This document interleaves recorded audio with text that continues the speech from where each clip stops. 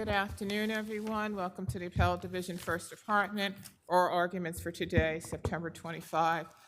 So there are over 7.5 hours of argument time requested. That's not too bad. That takes us to like, what, 9:30 or so? So just sit back, relax, and we'll be here all night. So seriously, please only request the time that you actually need in order to get out the salient points of your arguments. Please keep in mind, we have read your briefs. We are fully familiar with the facts. The light is for you, not for us. If in fact we need any clarification or further information as to something, we will certainly ask you to do so. People v. Alex Matos.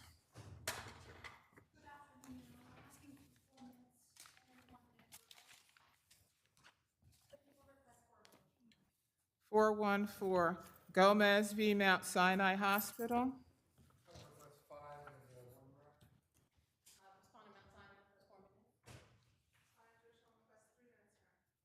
514 and 3. Matter of Vakari. That matter is submitted. Yila v. Yila. That matter is submitted. People v. Thea Gurley.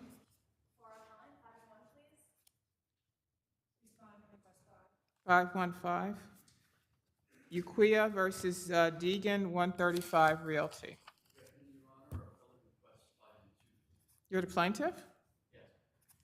Yes. Is Capital Concrete here? Yes, and? Chess and Degan are not present? Okay, so it's 5-2, 5 and 2. People v. Miguel Franco.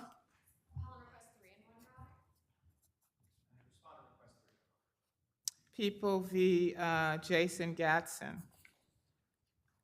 That matter is submitted.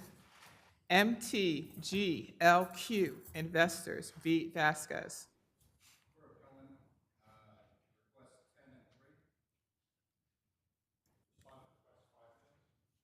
625.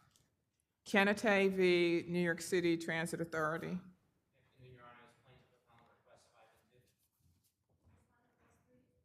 523.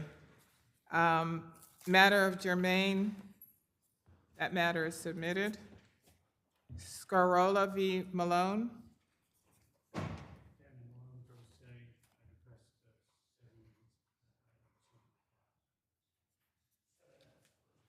525. Molina v. 114 Fifth Avenue Associates. I heard somebody was running late, so who was running late? I see you're here on time. Thank you. 514. People v. Andre Brown.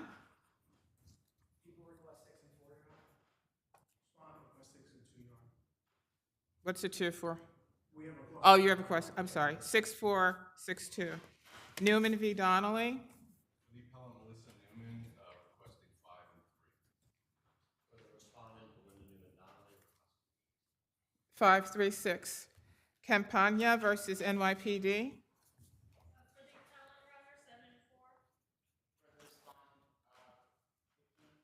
I'm sorry? I'm sorry? I'm sorry? Okay, I'm sorry. 6 and 2, 6. I figure I keep going down. You're 15, 10, 7. I thought I can get you down to 2. But it's okay. Pananesia Estate v. Glazer. 524. People v. David Young.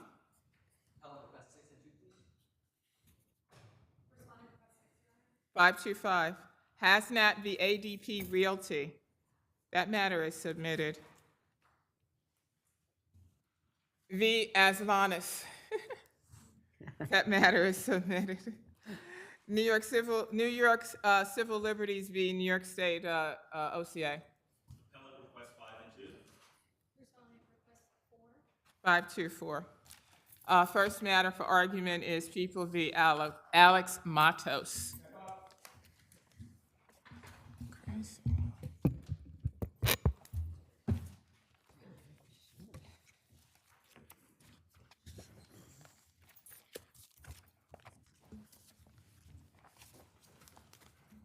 Yes, whenever you're ready. Good afternoon, Your Honors, and may it please the court. My name is Jessie Hussey from the Legal Aid Society for Alex Matos. So did you write this brief? I did. Okay. So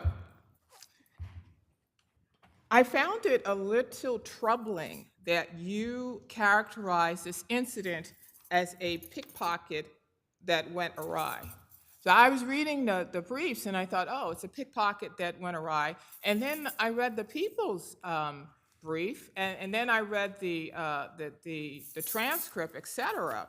This was not a pickpocket gone awry. A pickpocket is when you bump into somebody on the subway or you bump into somebody on the street and you take their wallet or take property from their person. That's a pickpocket. In this case, the defendant followed an 82-year-old man into his building, pushed him up against the wall, right? And then forcibly took his wallet out of his pocket so that 82-year-old man fell to the ground and hit his head. That's not a pickpocket. Your Honor, I understand and I want to acknowledge that the crime from which Mr. Matos is convicted here is a violent crime. We do not in any way... I know, but you know what? I just find it to be disconcerting and it's disconcerting. And it's something that attorneys have to be aware of, that it can, what's the term? Turn a court off or turn a judge off, I'm speaking for myself, where you so minimize the incident. It's not a pickpocket. It was a violent robbery of an 82-year-old man. And so I think you should keep that in mind in the future when you are writing these briefs. But please continue. Understood, Your Honor. And again, my intention was never to minimize the harm that Mr. Matos caused through this incident. If my language was inappropriate, then I apologize for that. But Mr. Matos, there are, I think, a few mitigating circumstances in this case. Mr. Matos is a 57-year-old man who has suffered from substance abuse issues and chronic asthma pretty much his entire life.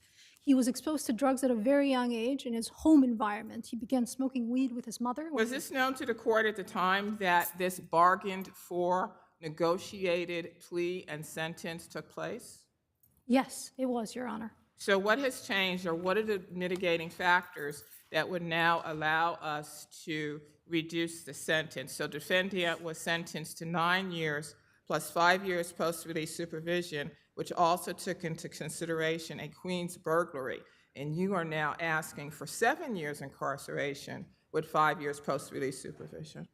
Your Honor, the mitigating factors are the same before this court as they were before the trial court. There is one difference. The difference is that this court has an interest of justice jurisdictions, which means that it can substitute its So why discretion. would we therefore exercise our interest of justice powers or ability? I think in light of the fact that, as I mentioned, Mr. Matos has been exposed to drugs since a very young age. And I noticed also he has 9 prior felony convictions, and of all his prior felony convictions, and please correct me if I'm wrong, none dealt with anything involving drugs. There was nothing for possession of drugs. There was nothing for sale of drugs. They all were robberies, burglaries, larceny related. Yes, Your Honor, and a lot of them are larceny related, similar to the underlying crime here, because Mr. Matos was stealing to feed his substance abuse. He was, in fact, under the influence of heroin and street methadone at the time of the underlying incident. He has been smoking. Right, and you mentioned that in your brief as well, the fact that he was allegedly under the influence of heroin, and I think there was another drug that you mentioned. Were you suggesting in any way that therefore the plea was not entered into voluntarily, in that he was not aware of the plea, what he was stating, and also what the sentence was going to be? May I answer, Your Honor? I see my Please time do. is up. No, we are in no way suggesting that the plea was not voluntary. That's not an argument we're making. Rather, we are trying to place Mr. Matos' actions to the extent that we can without minimizing the harm in the proper context. We're merely asking for a 2-year sentence reduction, which the 7 years minimum already accounts for his previous felonies and the violent nature of the crime. Thank you. Thank you.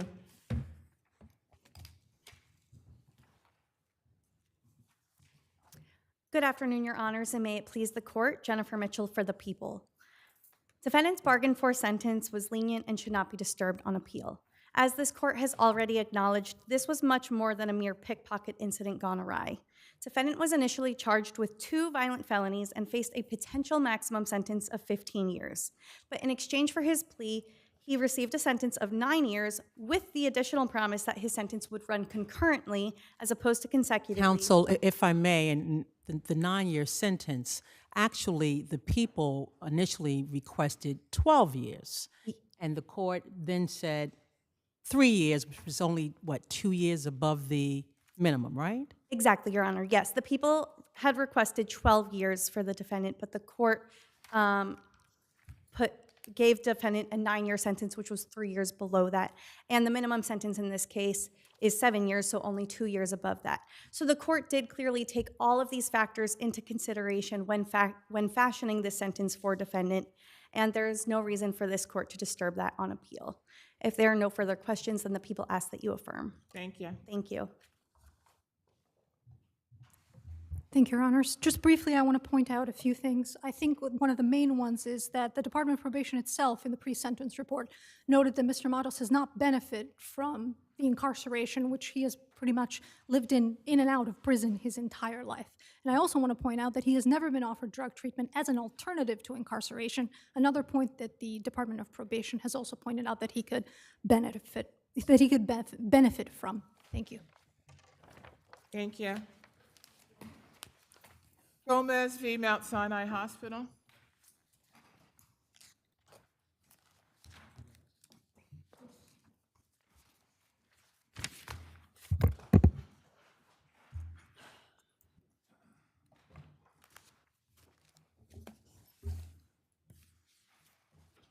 You may proceed.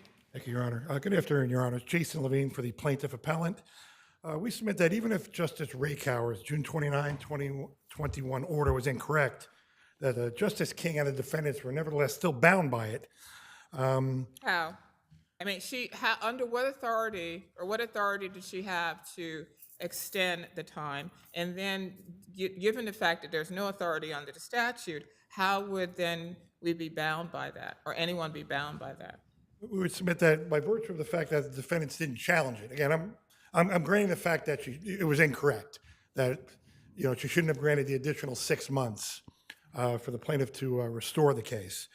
But that being said, we submit that the defendant should have challenged it either by a motion to vacate that part of the order. But if it wasn't valid from the beginning, even if the defendants did not appeal it or challenge it, it doesn't make it valid.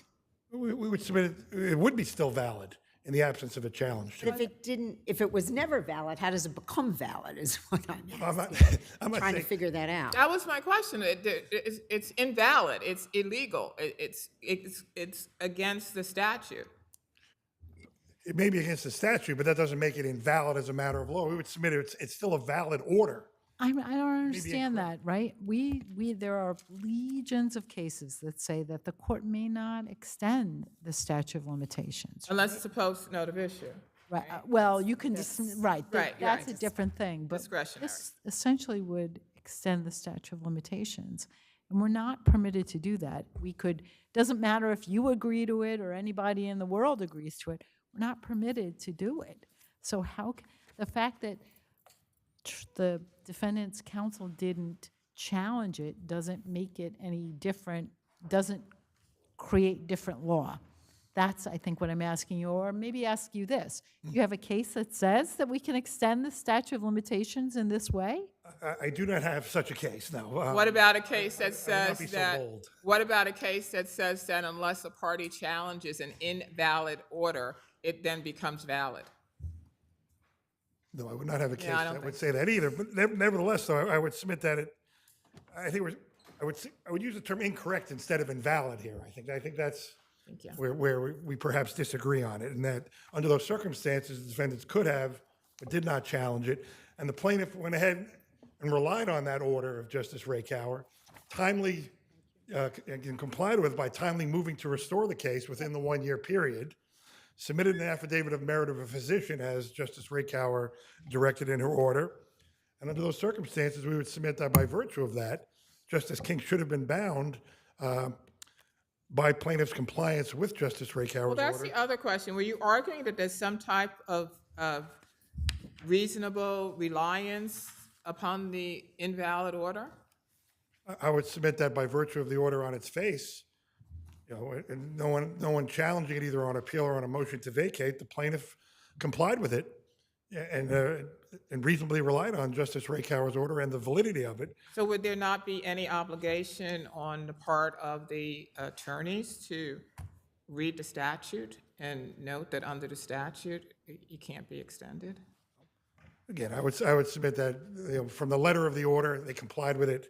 And frankly, we would submit there was no prejudice to the defendants if the action is restored. It's a meritorious case, as set forth in the affidavit of the physician. The case was in its fledgling stage. One of the defendants hadn't even answered yet. And, to have the case decided on the merits in accordance with the state's, strong public policy to do so. It appears that this order was entered after a conference, right? It was some type of conference. And I know you're saying law of the case, but there was nothing really discussed or determined. It just seemed to be an order that was issued after a conference. So this wasn't even litigated, am I right? That's correct, Your Honor. What happened was initially Judge So how is it law of the case? Judge Rakauer issued an order in January, I believe, of 2021, in which she denied, she granted the motion without prejudice, but ultimately got kicked down for another conference. What happened was at that time, the petition for letters had been submitted to the surrogates court, but I think in view of the back, it was on post-COVID. I and there know was a all of that, but backlog. I'm saying nothing was discussed, nothing was litigated, but you're saying law of the case, and I'm still trying to process that. Right. No, again, it came up, I think, again, from that between January and June, that, she brought everybody back in June and made the determination after argument on the record, I believe, to do so. Unless the court has any further questions, I'll rest on the arguments. Thank you. Good afternoon, Your Honors. Gina Bernardi DeFalco. I'm here on behalf of Mount Sinai, the co-respondent in this case. Plaintiff's position on this appeal is untenable. They have basically come up here and argued law of the case, putting the onus on the defendants to educate them on what the CPLR says. It is patently a ridiculous argument that the judgment should be affirmed. And we can all agree that if they had brought the lawsuit pursuant to 205, an argument they raised in opposition to our dismissal motion within the 6 months of the dismissal, the extension that they had, none of us would be standing here.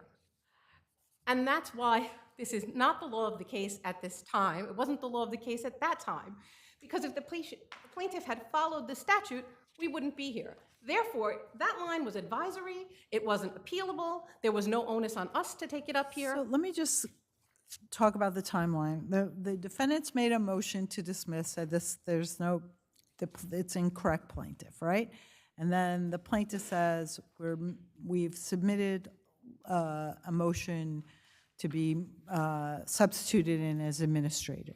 And then the judge says, okay, I'm going to give you a certain number of months to get that done. And then you come in for a conference, and what did the plaintiff say about that motion? What happened to that motion? I mean, I know it's not that, was there any movement on that motion at all? So they didn't cross-move to substitute at the time. The motion to substitute is the motion that was made 2 years later that we're talking about now. This case was started in 2020. My co-counsel moved pre-answer. We cross-moved for the same relief. They came in and said, now we have a petition for letters. Now, mind you, the decedent passed away in 2018. So now we're talking June of 2020. And when was the lawsuit brought? In May of 2020. So when the lawsuit was brought, the plaintiff knew that the plaintiff was not the or should have known that it wasn't the appropriate. Correct. So Justice Rakauer was bending over backwards to give them time, and she kept setting it down for control dates. Part of the problem is the motion for letters of administration is made in surrogates court, right? Yes, it was brought in the Those surrogates court. tend to take a long time. I remember that very well. What could the plaintiff possibly have done? Well, there was some discussion at a conference. Now, there's no record of this. I just have it in my file. There was some discussion in the conference that their application was incomplete. Also what the plaintiff could have done is within the 2 years from the time her brother died, filed a petition for letters instead of waiting until 2020 and then going to court in March of 2020 with no letters. And we have hundreds of cases in our office where the petition was brought during the pandemic. In none of them did this happen. None of them. This is the only one where I'm standing here, where I made a motion to dismiss because they came back a year later. How long after the action was commenced did the plaintiff move to get letters of administration? The petition for letters was about a month after. After the plaintiff, After the lawsuit was instituted. and 2 years after the decedent died? The decedent died in 2018. The lawsuit was brought in March of 2020. I have the dates. The death was June 1st, 2018. Lawsuit was brought May 2, 2020. So that's nearly 2 years right there. And then the petition for letters was brought 6/23. But it wasn't granted until 2022, when they came back for the letter. I have that they didn't obtain letters until June 2022. Correct. But you're stating that, so when is it that they actually applied for the letters? They applied for the letters in June of 2020. The petition was, the only thing I know from my files, that petition was somehow incomplete, because at one of those control conferences that Justice Rackauer held, the petition was incomplete. Right. And they kept saying it's the pandemic, it's the pandemic, it's the pandemic. But as I mentioned, and as is cited in our record, in our motion, our cross motion to dismiss this, for final judgment, we had 5 or 6 cases where petitions were brought during the pandemic and they didn't take. Could the plaintiff have possibly done anything that, could Judge Rackauer have done anything at the time?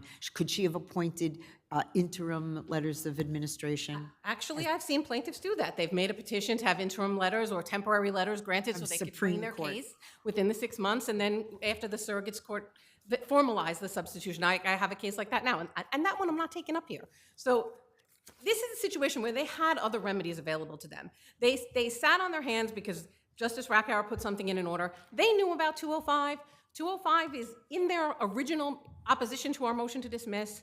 They didn't do what they were supposed to do, and it was not the job of the defendants to educate them by taking an appeal or making a re-argument motion or a motion to vacate. Thank you. You're welcome, Your Honor.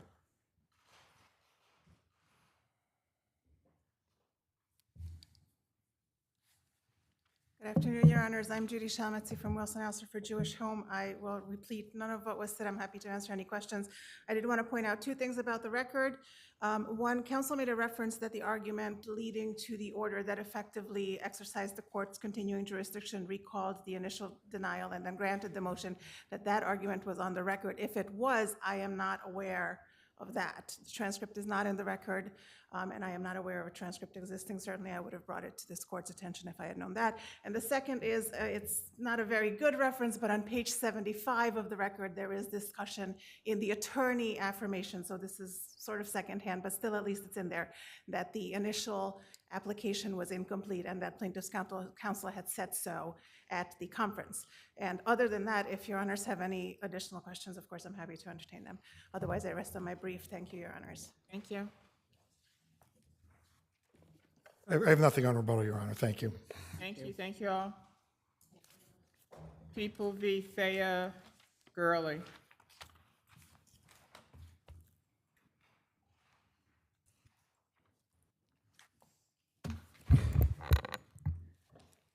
Good afternoon, Your Honors. May it please the court. Marika Meese on behalf of Appellant Thea Gurley. First, I'd just like to address the people's surreply, which I believe the court considered. The people are simply wrong that the text messages at issue between Mr. Gurley and his wife were admitted in evidence at trial. The trial judge here made a ruling that those portions of those texts would be precluded based on the marital privilege, and the trial record at pages 22 and through 24 makes that clear. So those texts shouldn't be considered by this court in terms of any of the points raised here. Turning to the claim of ineffective assistance for failing to investigate the justification defense, counsel here knew that justification was the strongest defense. He always believed it was the strongest defense. His testimony at the 440 hearing made that clear. If the late change of the defense somehow limited him in being able to investigate, he should have asked for an adjournment. The court indicated it was open to an adjournment. Wasn't there a justification charge given? There was a justification charge. The issue is that he didn't fully investigate it, including consulting with a cell phone expert who could have pulled the text messages that had been deleted that actually supported Mr. Gurley's justification defense. And similarly, if he had Can I ask you, weren't there text messages, though, that were put in? there were text messages that So, were, I mean, what? So if you have 40 text messages that are put in and you're saying the extra 20 would have been, that would have made the difference between effective and ineffective representation? Yes, Your Honor, because the defense's justification, and it was one side, so only the decedent's messages to my client were the ones that were admitted in People's Exhibit. And while there was an inference that there might have been a back and forth, what wasn't admitted is the 20 text messages that were sent by the decedent to Mr. Gurley. Rather, I'm sorry, I switched it. The ones that were admitted were sent by my client to the decedent.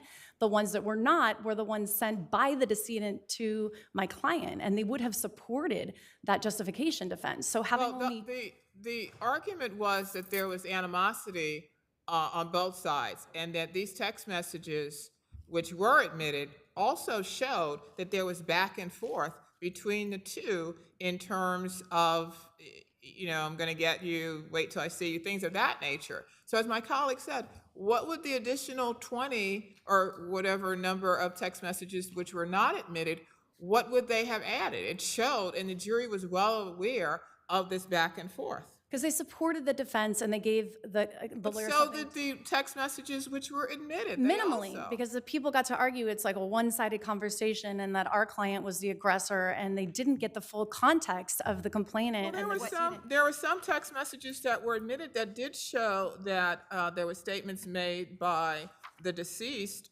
to your client as to why your client should he was playing with the wrong guy.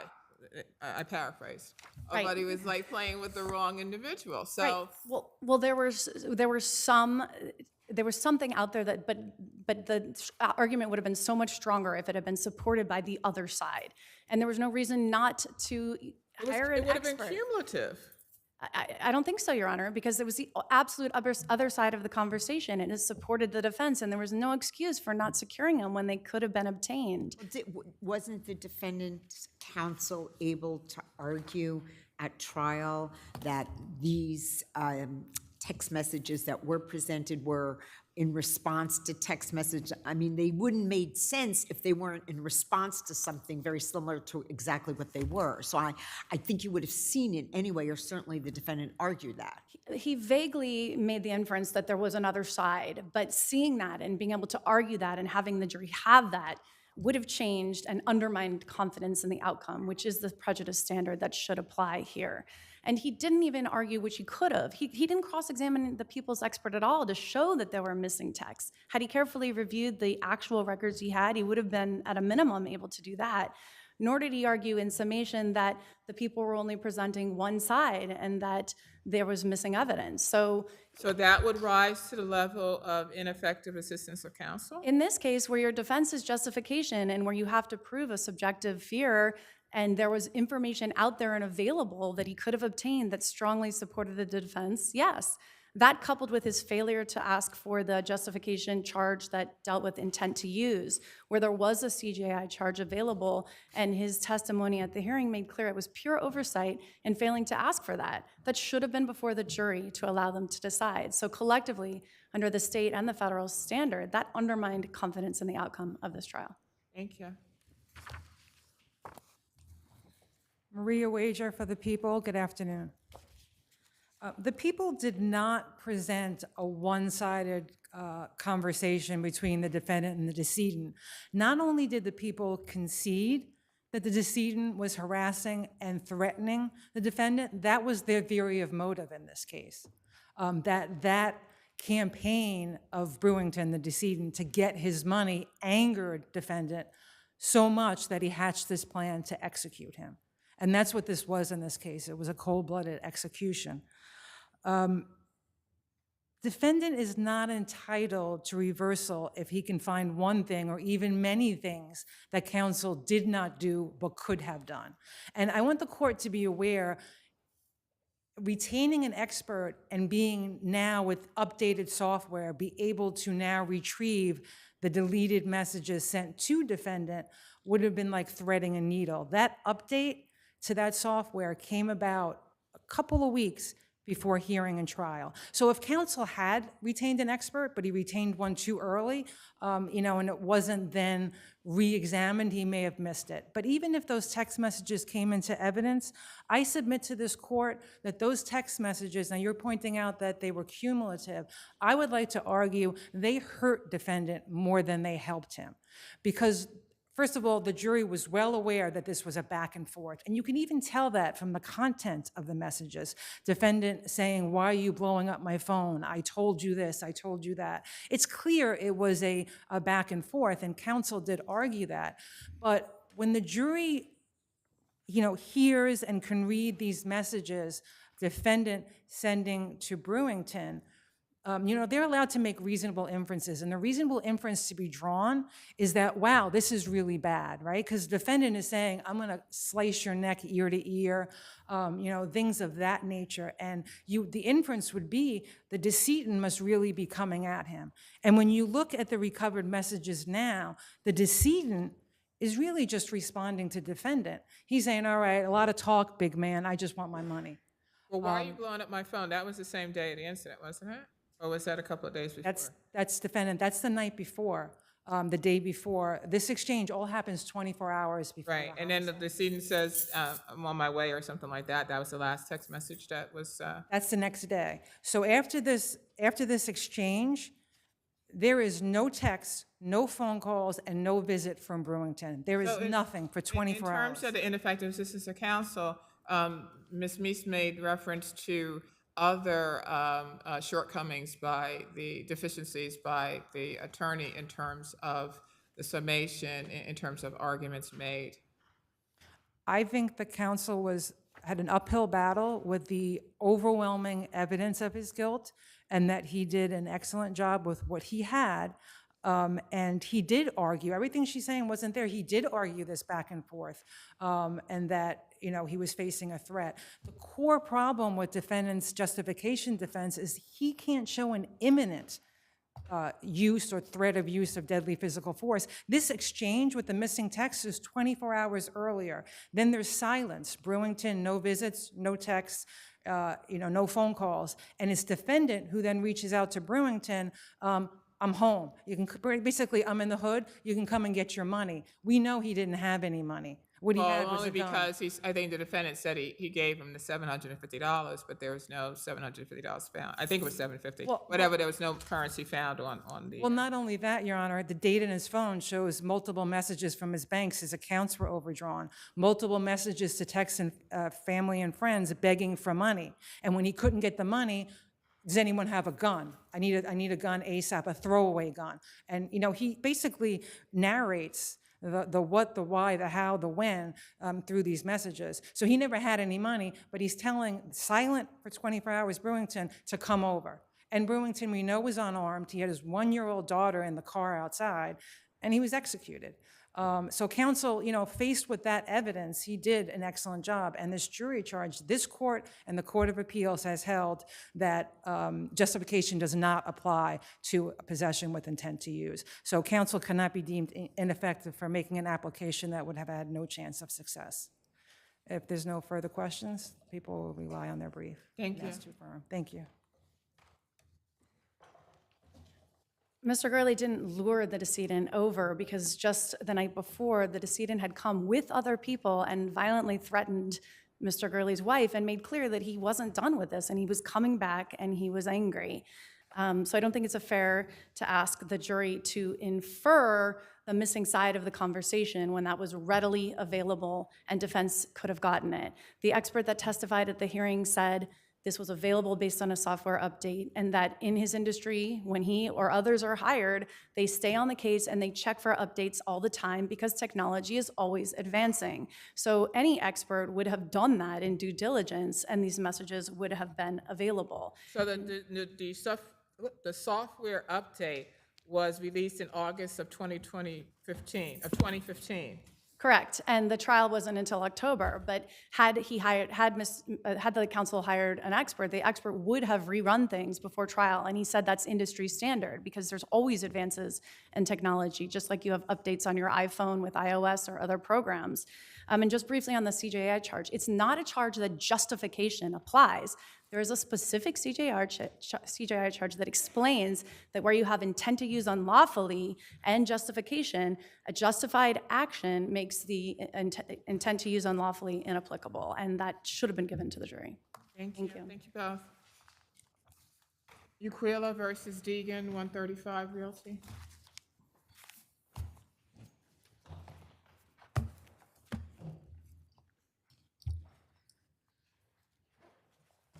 Good afternoon. May it please the court, Vincent Chirico for the plaintiff appellant. This case presents the classic labor law 480, as I like to call it, in that there's two different 240 violations. One is a falling object, one is a falling person. As to the falling object, plaintiff is tasked to go with his coworkers to remove beams from a ceiling once the concrete is cured. They go there. They remove the safeties from the first beam, lower the beam down. As plaintiff and the coworker are handing this beam, 4 to 5 other 30-pound beams fall on him and cause his ladder to shift and slam him against a concrete post.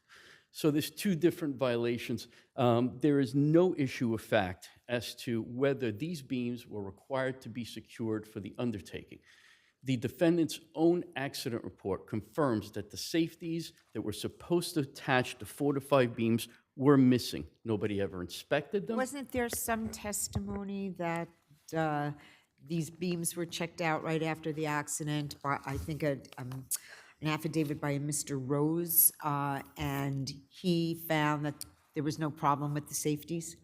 Well, that affidavit contradicts Mr. Rose's own accident report at page 950 of the record, where he says at the time of the accident, plaintiff was removing the ribs, which are the beams, did not realize support for the beams was lost.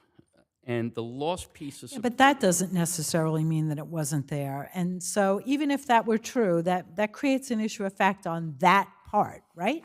Well, it doesn't really matter whether the safeties were even there or not. The fact of the matter is they collapsed on him, and he doesn't have to explain. The fact that the accident happened doesn't mean they put in expert testimony. Just on that part, they put in expert testimony and the guy who inspected right after that said everything was good, no problem, nothing else could have been done. And you can't just rely on the fact that they fell on him. So what else do you have? We have the accident report. We have the plaintiff's testimony. Right, so that raises sort of like an issue of fact. What about, because you have the accident report that says something, you have your guy who says something, you have these two safety experts, and it's not like this guy wasn't there. He was there immediately after the accident. So there's an issue of fact there. But what about the ladder? Nobody disputes that the ladder didn't hold. That's correct, Your Honor. And in fact, there's no dispute in the record whatsoever that the ladder was not secured in any way. Nobody was holding it. And this is the Montalvo case, which we cite in our brief. The same thing, the concrete piece falls on the plane of or the plenum rather. The ladder shakes, plaintiff is thrown from the ladder. This is that case. The fact that he didn't fall all the way to the ground is irrelevant under Montalvo, because even if the elevation-related hazard is what caused him to slam against the post. So on that basis alone, the court should have granted summary judgment on 240. Now, on Labor Law 241, we have two industrial code violations. One is Section 23-1.7A1, which requires that every place where persons are required to work that's normally exposed to falling material or objects shall be provided with suitable overhead protection. Yeah, but that doesn't work with the nature of what they were doing here. He wouldn't have been able to do the kind of work if they had the kind of platform set up on the ceiling. Well, there's two things here, Your Honor. The first one is they could have done it and they didn't. And the second thing is that this is, in fact, an area that's exposed to falling objects. So we believe that 1.7A1 applies. This is the Zuluaga case that we cite to in a brief. Plaintiff is struck by 6-foot-long pipe that falls from floors when other workers are performing demolition work, including the removal of those pipes. And under those facts, this court granted summary judgment pursuant to this industrial code violation. The second industrial code section. Wait, did you put in any evidence to show that this is an area where things would, your guy didn't even testify to that. So other than your argument, what evidence in the record is to that? Well, plaintiff's argument is undisputed. There's I'm no asking evidence you, to contradict it. client didn't testify, this is a place where things were normally falling, and I'm asking you, you've just made a statement, this is a place where things were always falling. What facts in the record show that? It's not a place where things are always That's falling. literally It's- what you just said. It's a place where the risk of objects falling Where normally is that happens. in the record? Where is Plaintiff's that? testimony. I didn't see it, okay. Okay. Thank you. I see my time is up. May it please the court, Brendan Fitzpatrick, counsel for the respondent, cross appellant, Capital. While I submit that I do believe that we should have been afforded summary judgment, I do believe I'd like to focus more in response to what plaintiff's arguments are here today. Your Honor, it's not just a question of, at the very least, there's a question of fact as to what occurred. It's how it occurred. According to plaintiff, his first deposition testimony, the ladder remained upright. He was struck in the hand by a piece of the form that he was trying to remove. And that actually corresponds to the two accident reports, because none of the accident reports ever mention the fact that 5 or 6 beams fell and struck him. Actually, they all say that as he's removing the forms, while plaintiff says, again, while he was working with Caesar, who was also on another ladder, Mr. Troiano says that plaintiff was actually working alone. So again, right there is another question of fact. But they both, Mr. Rose and Mr. Troiano, say a piece of the form fell. I mean, Not but a beam. does that even matter? He fell out, he moved, the ladder moved. No one's disputing that. Yes. Who's disputing it? There is no, because, Your Honor, The plaintiff testified, the ladder moved and I fell into the wall. His So what do you got to dispute that? his testimony in the first deposition never mentions the ladder moving. His deposition at the second deposition, yes, he says it moves towards him. Then, in his affidavit, he says it moves to the side. In plaintiff's brief, before Did this anyone court, ask him at his first deposition, did the ladder they asked move? him, I'm sorry, Your Honor. Did anyone ask him that specific question in his first deposition? I believe, Your Honor, they asked him essentially an open-ended question. Right, what whether- happened? What Okay. happened? And Mr. So the fact that he didn't specifically say that doesn't suggest that he was lying, right? I'm not saying- Then the second deposition, he goes in, he says, and this happened, and no one disputes that. Your Honor, I do believe we dispute it based upon the changing versions of what he's saying. As to whether... Or the more clarified versions of what he said, right? Well, again, Your Honor, I don't think we have clarification. You can say it moved, but how did it move? According to, in one deposition, he says it moves towards him. In another deposition, he says it moves to the side. In his affidavit, he says it moves to the side. In his brief before this court, he says it moves towards him. Then in another portion of the brief, it says it moves away from I him. don't understand. What do you mean it moved towards him? He's on the ladder. How can it understand move towards him? I don't know, Your Honor. This is what plaintiff testified to and what is in his briefs. Well, That's what why we- evidence did you put in opposition to his statements? The evidence we have in opposition to his statements is that, one, the argument that this was a usual and ordinary hazard, which according to our expert, as well as the testimony and affidavit from Mr. Rose, there was nothing missing. This was No, this was a your expert said nothing about the fact that the ladder didn't hold him.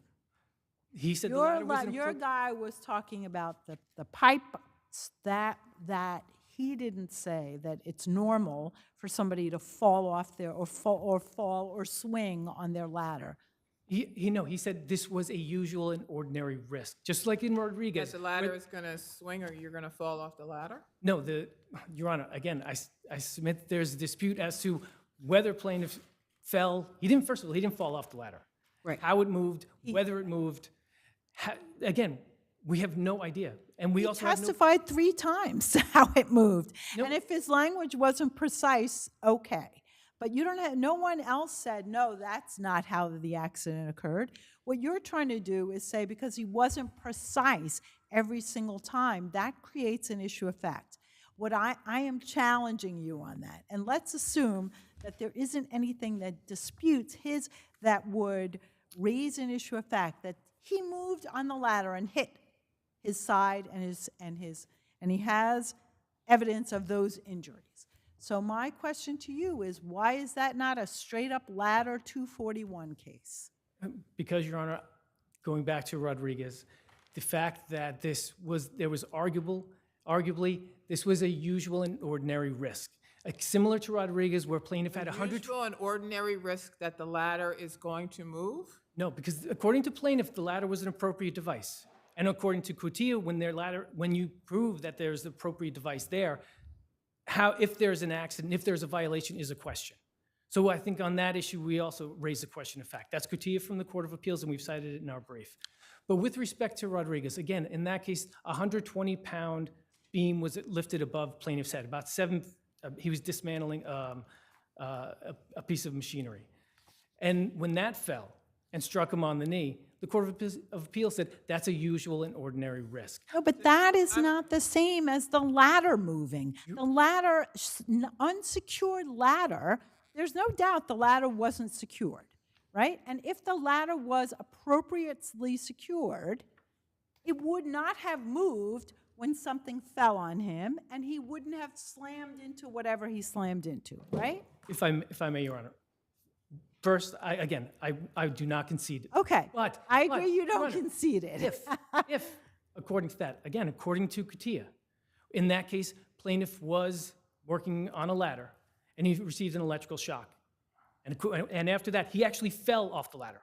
And the Court of Appeals said the question of whether that ladder provided appropriate safety for him, that was a question of fact. The exact same issue is here, Your Honor, except now we have questions that the ladder was appropriate, that it wasn't beams that struck him, it was simply a piece that struck his hand, and there are questions as to whether the ladder moved to the left, to the right, forward, back, because we don't know, because plaintiff was never consistent with anything. And that shouldn't inure to our detriment, that we're going in there with basically saying, well, it moved. How did it move? Well, sometimes, according to the laws of physics, maybe that doesn't occur. If it's moving forward and then he moves backward, or if it moves backward, he moves backward with it. We just don't know. That's why I submit that there is, at the very least, a question of fact. Justice Shulman has a question. I'm sorry, Your Honor. Do you believe you should have gotten summary judgment in dismissing the 241-6 claim under Rule 23.1.7A1? Yes, I do believe. And the reason you agree it should have been granted is because the nature of the work being done under the ceiling would not have worked with some kind of platform that would otherwise be required under this rule. Right, I think we made the integral, it was integral to the work defense. That was really never opposed, but again, at the very least, as Your Honor has pointed out, plaintiff never testified that there was anything falling, there was no demolition going on above him where things were being dropped intentionally or accidentally from above. Thank you, Your Honors. Thank you. Two quick points, if it please the court. Pages 352, 377, 405, 406, 421, 422, and 704. Plaintiff testifies. 4 to 5 unsecured 20 to 30-pound metal beams fell from overhead, striking him and causing the ladder on which he was working to tip forward, quote unquote, tip forward, slamming him into a concrete column.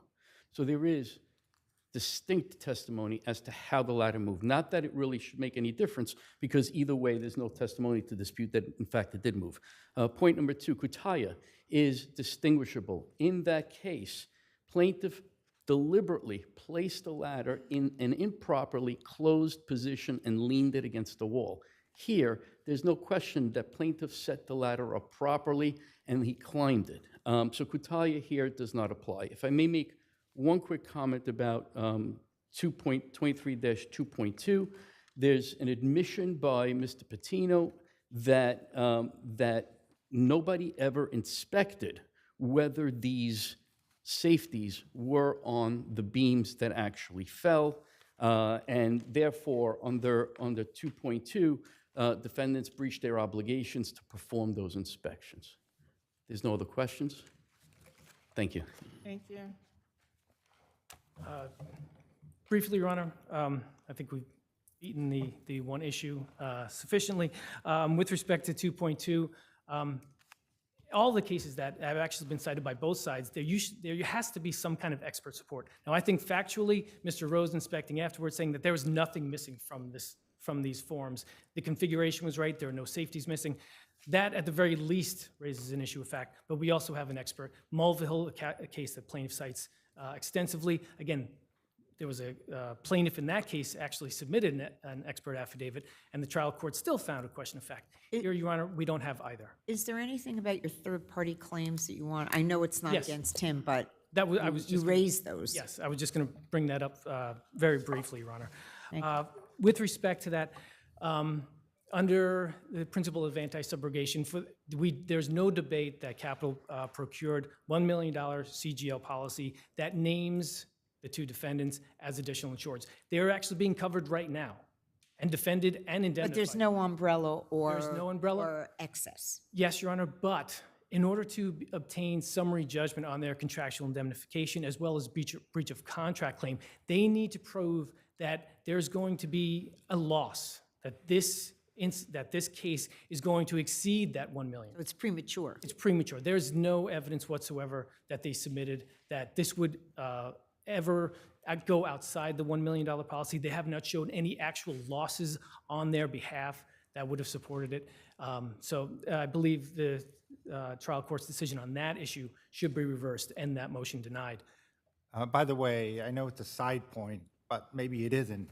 You have standing, Yes, correct? I did. That was a major issue by the plaintiff. They claimed that you had no standing to seek the dismissal of the plaintiff's complaint as a third-party defendant. Yes, and the trial court, I disagree respectfully with the trial court. I think we raised that issue in our brief. It was never opposed.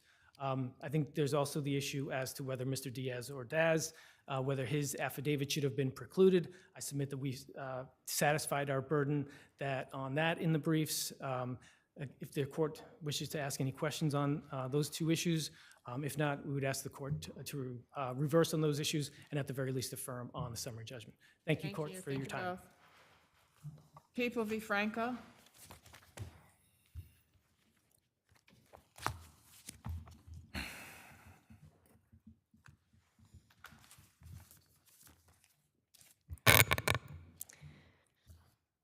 Good afternoon, Your Honors. I'm Liza Batkin from the Legal Aid Society, and I have the privilege of representing Miguel Franco.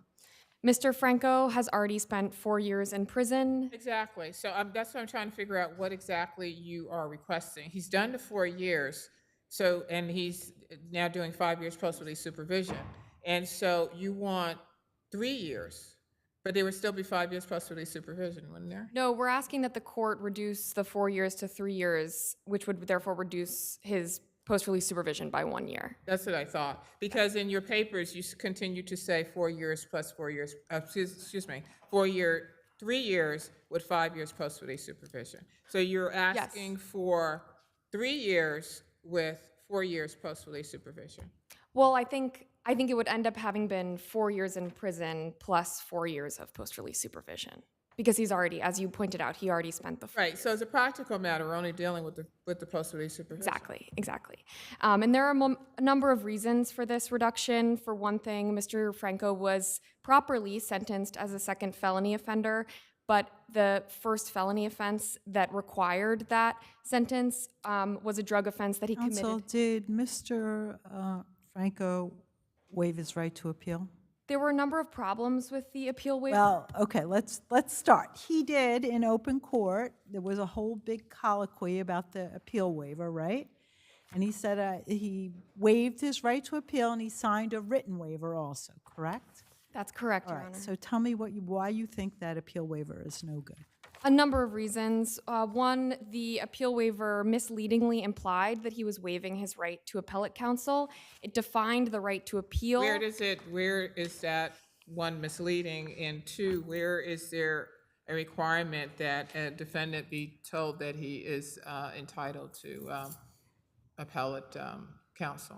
He's not required to be told explicitly that he's entitled to appellate counsel, but the Court of Appeals in People versus Bissono did find that an appeal waiver in People versus Daniels was invalid solely because of a mischaracterization of the defendant's entitlement to appellate Right, so counsel. I'm looking at the written waiver of the right to appeal. Could you point me to where it states, where it would be misleading as to the issue of assistance of counsel? Yes, so the appeal waiver says, I understand that the right to appeal would have allowed me, with the assistance of an attorney, to have a higher court review my conviction and sentence, thus defining the right to appeal that he would have been entitled to include appellate counsel. And then the appeal waiver says, I am waiving that right to appeal as a condition of the plea. I understand that despite this waiver, I will nevertheless retain my right to raise certain limited issues on appeal, including et cetera, et cetera, et cetera. Yes, but it does not clarify that he would have had the right to appellate counsel in doing that. And I would also just point out that that wasn't the only source of confusion in the appeal waiver, that he wouldn't have had the right to free appellate counsel, to appointed counsel. I just want to make clear. There were also other confusing aspects of the right to appeal. The court told him that the conviction by this plea and sentence will normally be final without explaining what normally meant in that context. Wait a minute. You're saying that the court has to say, is there any ambiguity by the word normally? Yes, frankly, I think that there is ambiguity by the word normally. If someone says normally you'd be able to do this, but now that you're waiving, you won't. You think that the use of the word normally invalidates the appeal waiver? Well, no, sorry, Your Honor. The place that the court says that is after explaining the appeal waiver. It says, now that you've taken this appeal waiver, the conviction will normally... I've read it. I'm just trying to say, you're saying the use of the word normally is why you want us to invalidate the appeal waiver? That sentence is one of several sentences that makes the appeal waiver confusing for someone like Mr. Franco, who didn't have a high school diploma. But I can... You need a high school diploma to know what the word normally means? No, Your Honor. That was just... You have time, everybody. Okay, thank you. Maybe you do. I don't know. I take that back. Maybe you need some college in order to know what normally means. That could be it as well. Yes. Good afternoon, Your Honors. Andrew Loziz, representing the people, and may it please the court. Your Honors, this was a model colloquy for waiving the right to appeal. Was it read basically from the model colloquy? Yes, Your Honor, it was. I think it was. This one he was sworn in on this, right, as well? Was he sworn in? Yes. Yeah, and counsel was present at the time? Yes, Your Honor. And he was asked whether he understood, he was asked whether he reviewed the form with his attorney? Yes, Your Honor. And whether he had any questions and whether he understood everything that was stated? Yes, Your Honor. But not whether he understood the word normally, right? No, unfortunately not. But, so other than that, was anything deficient in the waiver? Not at all, Your Honor. And everything was done the way it was supposed to be done. Again, Justice Collins made sure to differentiate the trial rights from the appellate rights. The defendant signed the written waiver of appeal, had his attorney explain to him everything he was giving up, and confirmed on the record he understood, also confirmed on the record he was represented by adequate counsel. This was a model waiver of right to appeal, which therefore forecloses the defendant's ability to bring up this appeal on waiver, which is also mentioned within the waiver that he precluded from bringing an excessive sentence claim to this court, but I digress. And furthermore, Your Honor, I'd just like to point out that the defendant's sentence was not excessive here, given that the defendant was found with 2 live handguns in his apartment, was given just 1 year above the statutory minimum for attempted criminal possession of a weapon. Well, in the brief, appellate states that obviously, or states rather, that there's no indication that there was any intent to use the weapons or use the weapons illegally or anything of that nature. And also, this was a bump up, right? It wouldn't have been a felony but for his prior conviction for criminal possession of a weapon. So given those circumstances, the weapons were found pursuant to a search warrant being executed at the premises. It's a bump up, no priors other than that one possession of a weapon. Well, he was also convicted of, although it wasn't a weapons charge, it was of 2 other felony convictions with, Well, it was running concurrent, right, with a grand larceny? Yes, that's correct, Your Honor. But also at the same time, too, all those factors were, along with the other factors that defense cites to in their brief, were already taken into consideration by the sentencing court. That's why it was given as the 4 years imprisonment followed by the 4 years post-release supervision. This was again, this was a model colloquy with a valid waiver of the right to appeal, and the defendant's sentence is not excessive. And unless Your Honors have any other questions for me, then I respectfully submit on the brief. Thank you. Thank you. I would just point out that one thing that was not before the sentencing court is the fact that this actually was an illegal plea, and we're not challenging the conviction itself, but he did plead to an offense that was higher than any charged on the indictment. If he had pled to the highest count in the indictment, he could have received a sentence as low as 2 to 4 years. So that's another factor that warrants a reduction in this case, in addition to the fact that, as Your Honor pointed out, the only reason he could be convicted of this offense and the only reason he was sentenced as a second felony offender was because of this drug offense he committed when he was 22 years old, 2 years after his sister had died. So because of Mr. Franco's young age at the time of the offense and the prior conviction, and the fact that he pled guilty to an offense higher than any in the indictment, we do ask you to reduce his sentence to 1 year. Thank you, Your Honors. Thank you. Thank you both. MTG LQ Investors v. Vasquez.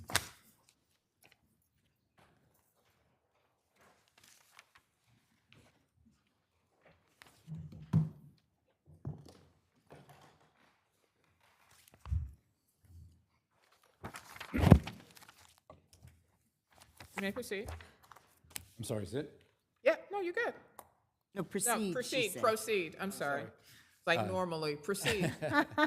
I'm sorry. May it please the court, Douglas Jones on behalf of Let Appellant. me start the clock all over again. We had the little dance there. Okay, go ahead. Your Honor, the court below initially found that the motion pursuant to 5015 was procedurally deficient, as none of the grounds stated within 5015 applied to this case, but then the court recognized that the court had the power to vacate the judgment under Woodson, where the parameters are wider than what's just stated in 5015. The court held that the interest of substantial justice contention was meritless, citing the case of Red Eye. Red Eye is a memorandum decision that predates FAPA, and does not, the case just states that were not sufficient reasons to vacate the prior order.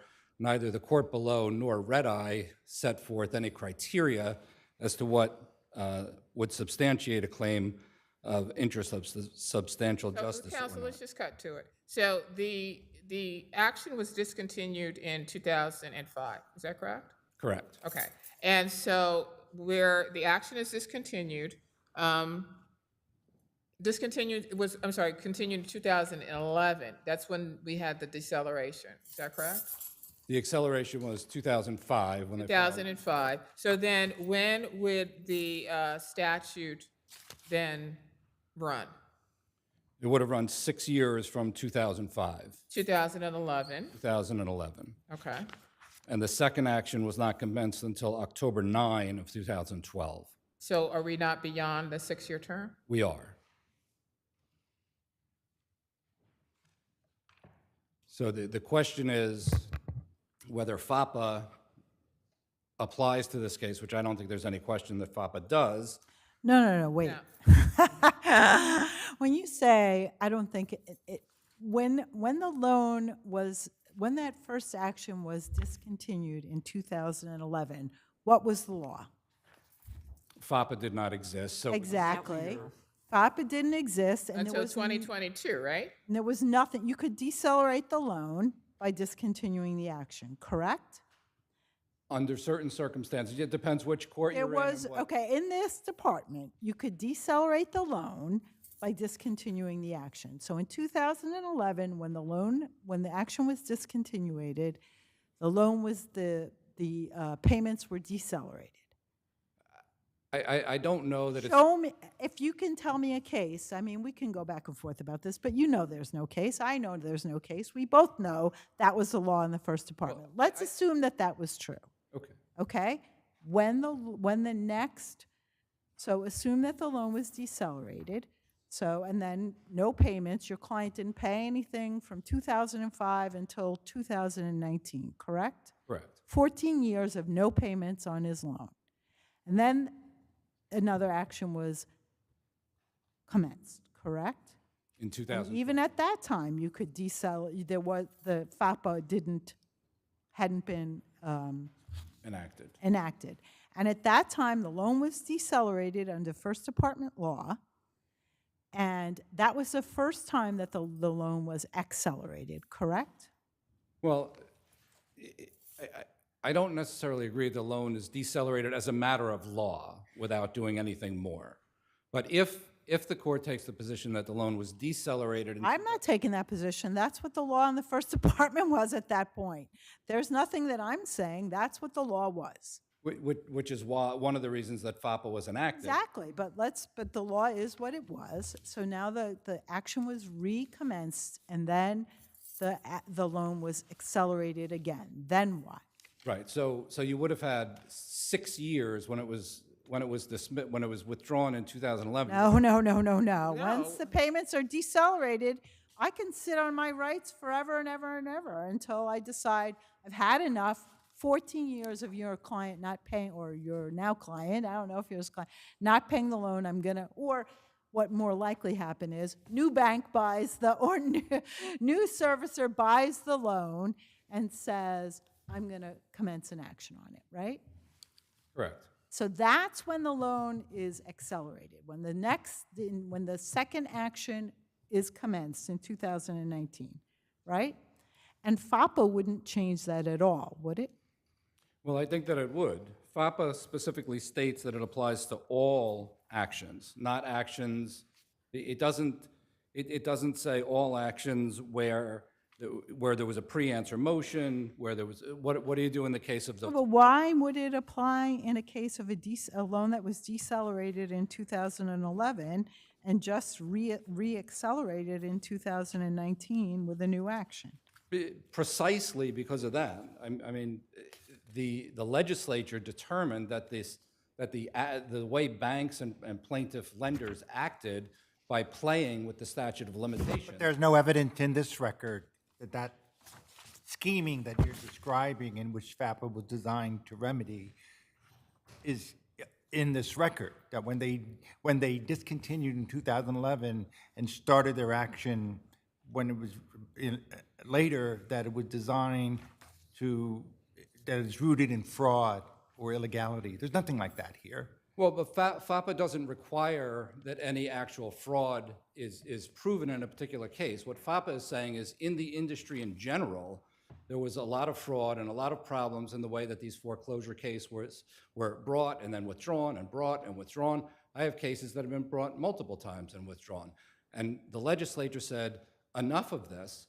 We're going to apply a new set of rules, which is retroactive. I don't think anybody disputes that it's retroactive. And so FAPA being applied to what happened in this case, the first case is not decelerated in 2011. You don't get the benefit of that with FAPA. And FAPA specifically states all cases. And all means waived or not waived, default or not default. It means all cases that were not enforced. And enforcement in a foreclosure equals a judicial sale. Clearly, we don't have a judicial sale here. So the final judgment of foreclosure and sale has never been enforced in this case. And I believe FAPA is fully applicable to the action pending before this court.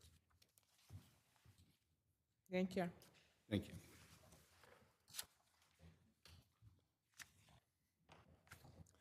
Good afternoon, Your Honors. May it please the court, Ronald P. Lebeck for the plaintiff respondent in this action. So is there any case law in this department which would support your adversary's position? I don't believe so. The case law, appellate case law that I found in this and other departments that's applied FAPA are in circumstances where the statute of limitations is raised by the defendant either That's in a what, timely now, answer. am I correct? I was looking through the papers. He never raised the statute of limitations as a defense No, throughout not in an these answer or a proceedings. pre-answer motion to dismiss, and not until his motion to vacate the judgment of foreclosure. This most sale recent motion. 4 years after it was served on him. So and which was affirmed by this court. So I think the law of the case doctrine applies here, and his motion to lower court was additionally untimely. And again, he doesn't present any basis pursuant to CPLR 5015 to vacate the judgment. So I mean, we could do it if there was, say, we found it would be fraud we could expand our 5015 theoretically, but I think my colleague asked, is there any indication here that there was fraud or something like that that would cause us nothing whatsoever anything? Like that. No indication that I'm aware of. An action was commenced in 2005. It didn't go anywhere. It was discontinued in 2011, which at the law of that time would decelerate the loan. Right. And then I assume that the loan was bought and sold several times over between 2011 and when the lawsuit was commenced in 2019. That's correct, yes. And is there any in the first case there was no statute of limitations defense raised, correct? No, there was not. Okay. So again, that defense has been waived to the extent that appellant argues that his Foreclosure Abuse Prevention Act, his FAPA defense, is not a statute of limitations defense. I think his argument to date disproves that. In fact, the only provisions of FAPA he cites are with regard to this case being time barred. Lastly, with regard to renewal, to the extent that he presented a new law, FAPA presents new law that would change the lower court's determination, the motion wasn't specifically denominated as such and should be denied on that basis alone, and nevertheless didn't demonstrate that FAPA would change any prior determination of the court, where neither the statute of limitations or any other provision of FAPA was the subject of the court's decision. In short, renewal based on a new legal theory is not permitted, nor is renewal permitted with regard to after final judgment has been entered and confirmed on appeal. Lastly, to the extent that FAPA is applicable and hasn't been waived, I would argue that it has been enforced by plaintiffs' scheduling of not one but two foreclosure sales here. I don't think a defendant should be permitted to argue that a judgment hasn't been enforced when the only block to that enforcement has been the defendant's own actions. Thank you. Thank you. With regard to the statute of limitations defense not having been brought up earlier in the case, to Your Honor's point, the law in this department was that the loan was decelerated. But that doesn't help you out. That's what I'm saying. So if the loan was decelerated, there's, it was just whoever owned the loan at that time wasn't enforcing their rights under the note and mortgage, right? Well, I mean, your client, there's no doubt your client, well, let me make sure that I'm correct on this. Your client hasn't paid anything since 2005 or before 2005. 2002. Well, 2005. Correct. So there's no doubt that your client's in default under the loan. The only issue is whether or not the loan was improperly accelerated or was accelerated through the lawsuit and then improperly decelerated. So, and that didn't happen. And your client and FAPA requires that a statute of limitations defense be asserted, right? No, I don't believe so. Prior to the FAPA motion? No. I mean, in the mortgage foreclosure, right? Didn't the plaintiff had to have at least assert a statute of limitations defense? Did the plaintiff have to assert? I'm sorry, defendant. Oh, I'm sorry. That was my fault. That's okay. Did the defendant have to have a statute of isn't it? limitations defense in the 2012 action in order to qualify under FAPA? I don't believe so, Your Honor. The statute specifically says to Section 10, all actions. It doesn't say that there's any exceptions to all, that it applies to all actions. It doesn't say unless there was a pre-answer motion, unless they It says didn't file an if the answer. statute of limitation is raised as a defense. Yeah. I'm sorry? It says if the statute of limitations is raised as a defense. It's section 7 of FAPA. I don't know that section off the top of my head, but Well, you can take a look at it later on. Thank you. Thank you both. thank you, Your Honor. Canay versus New York City Transit Authority.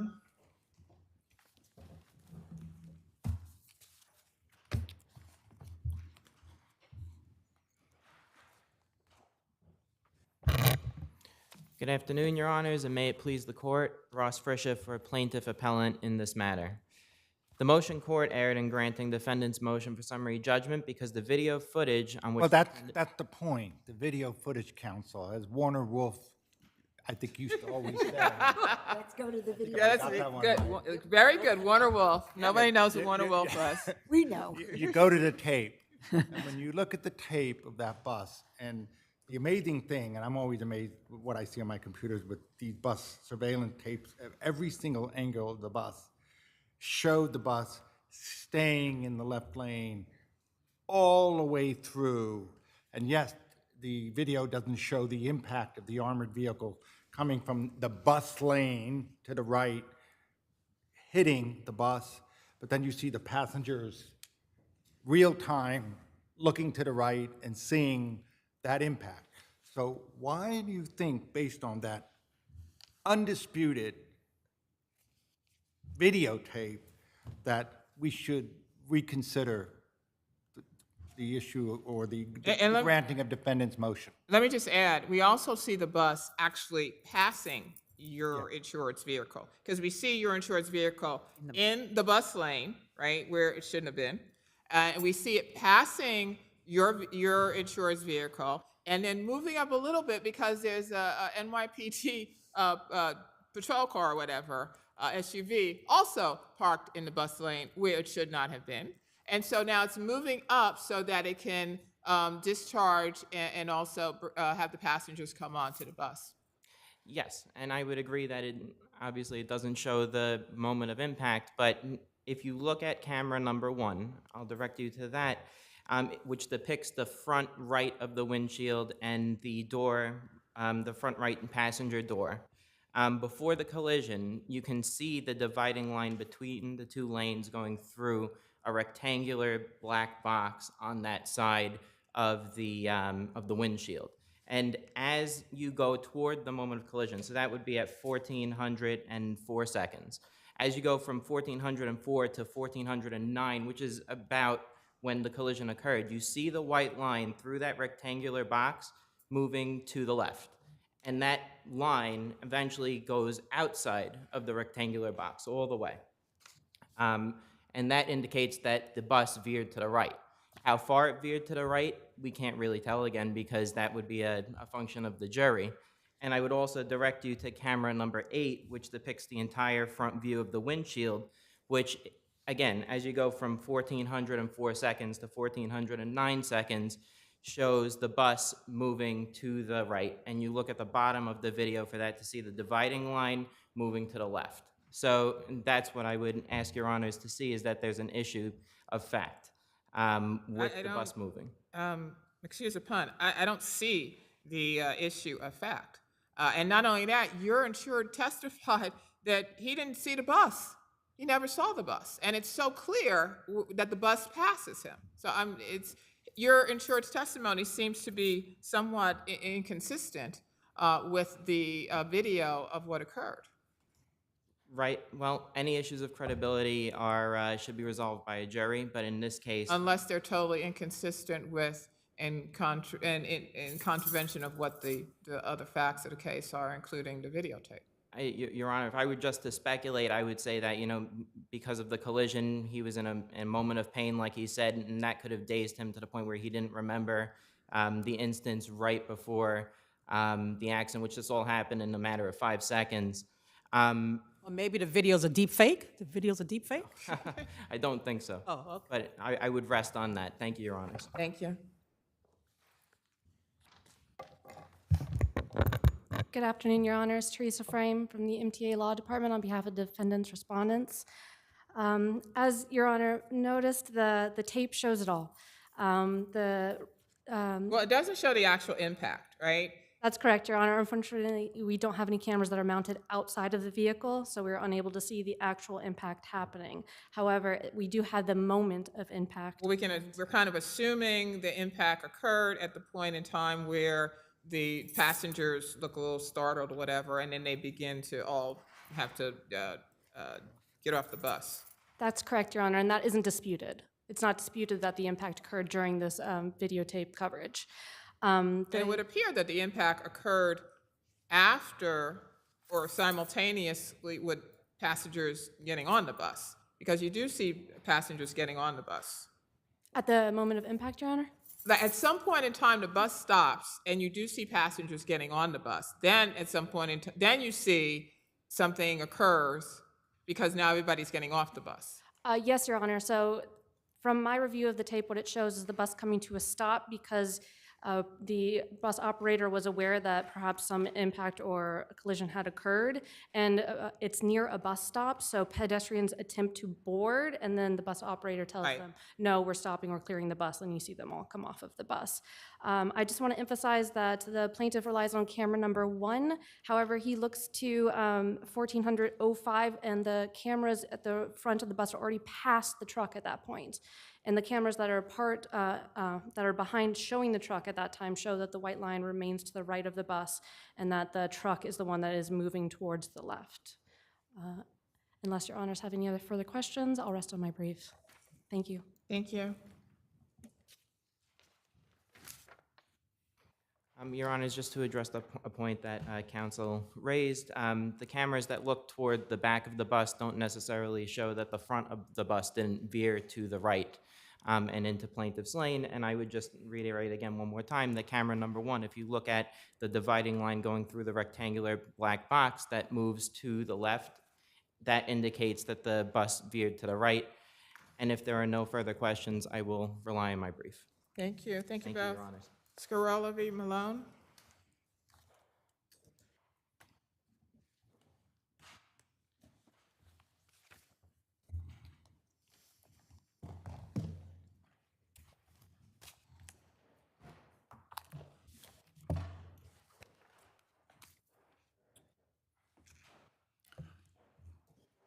Good afternoon, Your Honors, and may it please the Court. Daniel Malone, Appellant Pro Se. The order on appeal, as a respondent does not dispute, doesn't examine the 70-30 conditions language to determine whether it states a condition, and if so, with what effect. The lower court gives it none. Worse, the lower court combined pieces of different conditions to fashion its own. Not the arbitrators, as giving effect to the conditions language would have done. By not satisfying this court's case law requiring that in construing a law, none of its language be rendered superfluous, the lower court erred. Nor has respondent undertaken such an examination. When the arbitrator wrote, quote, to be clear, close quote, the 70-30 allocation was subject to the 70-30 condition. Yeah, but counsel, I can't discern, and maybe you can help me out. The petitioner had a responsibility under the agreement to pay 70% of the rent and carrying various different additional rents and charges, et cetera, and you had the 30% of the shortfall. No dispute about the percentages.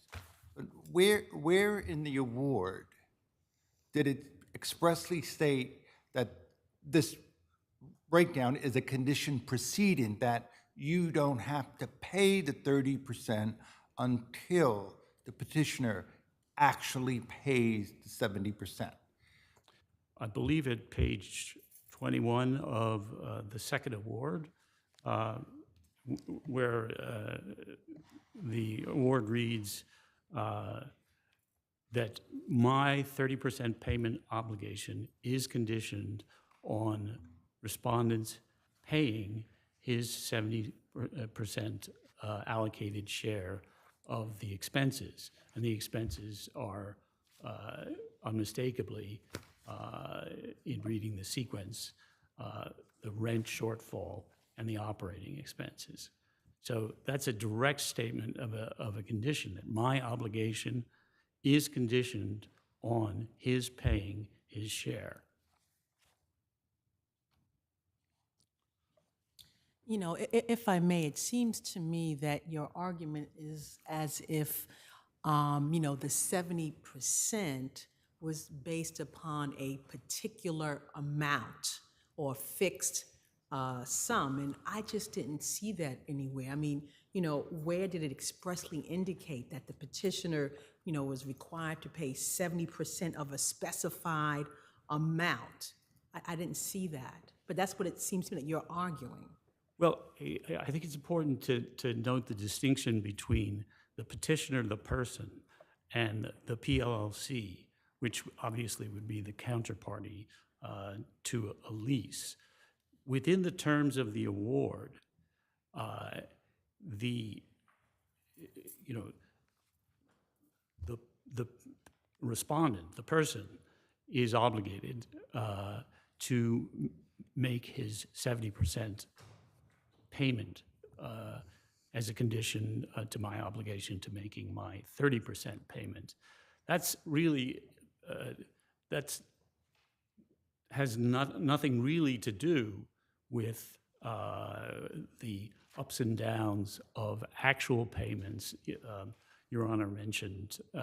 You know, I'm not sure if that's really even responsive to my question, because what I'm asking, you know, where in the award did it state that there, you know, that 70% was based on a particular set amount, that, you know, you have to pay 70% of this, of X or Y? Oh. I don't see it, but if it's there, let me know. Oh, sure. Yeah. Well, in the paragraph that both sets out the 70-30 allocation and also states the 70-30 condition, it makes clear that what he's referring to when he refers to these expenses in the condition is the expenses, each such expense as referred to in the statement of the allocation, and those unmistakably are the rent shortfall and the operating expenses. And the arbitrator then proceeds to determine what those amounts are, and he determines those amounts exactly. Thank you.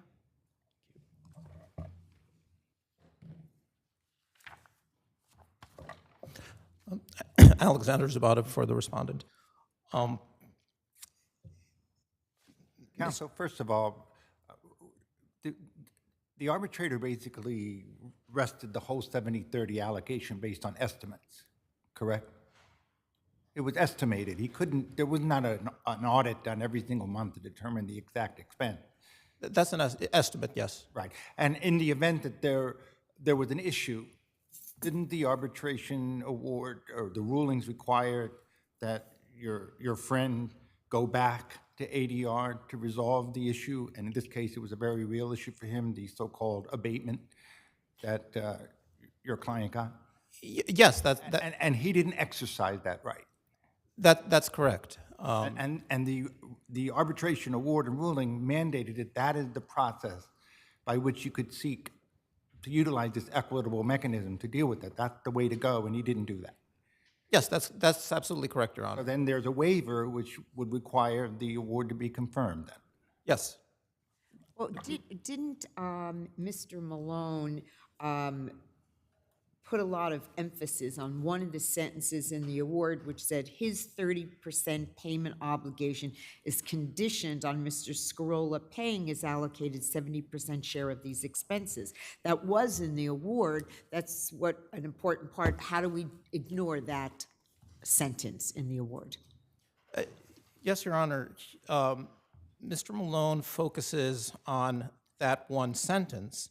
Now, that sentence does not in any way, is not in any way reflected in the rest of the award. And what that sentence really requires is that as long as the petitioner, as long as our side pays what it's supposed to pay, then Mr. Malone has to make his payment, and that's the essence of it. There is no requirement that we have to pay precisely 70%. And in fact, if you look at, so Mr. Malone claims that we had to pay exactly $17,680.60 for rent and $8,609.13 for operating expenses each and every month, okay? Those numbers are nowhere in the actual award. It does not say that at all. Those numbers Mr. Malone calculates himself. And so the only requirements are that he pay us a certain monthly amount. And your client was obligated to ensure that there was no default under the lease. That was his, and then that is what you're saying, what I think the court, the trial court found, the motion court found was the most reasonable reading of this, all of this, or these various awards. That's correct. That the real condition, But isn't there an ambiguity? Because it does state that Mr. Malone is to pay 30% and you're to pay 70%. So would that not lead Mr. Malone to believe that you have to pay your 70% of whatever the total is, and then he pays his 30%? Well, so as a matter of fact, we paid over 70% all the time, because Mr. Malone states that the 70% is, again, $17,680.60 for rent. The actual amount that we paid for rent at all points, even with the period during which there was a reduction, the minimal amount we paid was $38,000 for rent.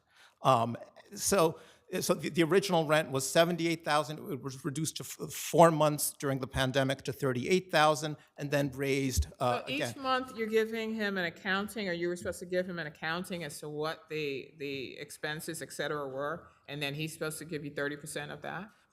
No, Your Honor. Actually, and that's one of the points that we made in our brief, there is no requirement each and every month that we give Mr. Malone any sort of accounting. Right. There's no audit right. There's no accounting right. Sort of would be unwieldy to work that way every month, correct? It would be unwieldy. It would create endless arguments every month about, and I mean, the idea would be, I would submit, absurd that the arbitrator would have expected us from month to month to month to be paying an exact amount for. And that's not what the award states. That's not what the award states, and there are operating expenses that vary from month to month. There's no way that the numbers Mr. Malone specifies, the $17,000 and the amount for operating expenses that he specifies, could possibly be the amounts that we have to pay each and every month going forward for years. Those amounts vary, and the award did not at all provide for what Mr. Malone suggests. Thank you.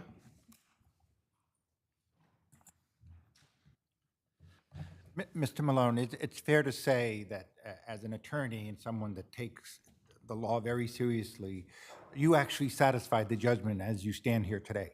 Yes, I did, subject to this appeal. So this is a matter of principle here. No, it's more than a matter of principle. That was my approach to taking the appeal. It was not an admission by any means that the lower court's decision was correct. I want to point out that there are 3 separate conditions. They are stated separately.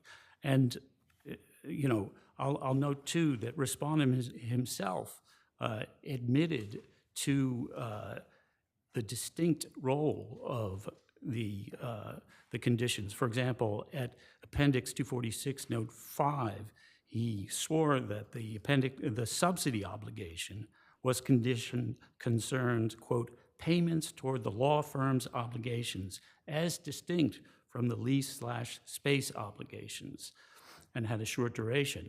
The lease/space obligations are the shared expenses that the arbitrator referred to.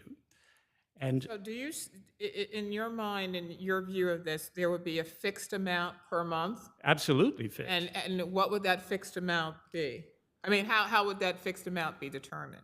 The terms of the award lay out precisely how to calculate it. I mean, respondent is trying to collect certain fixed amounts, which are 30% of the expenses for the periods in question.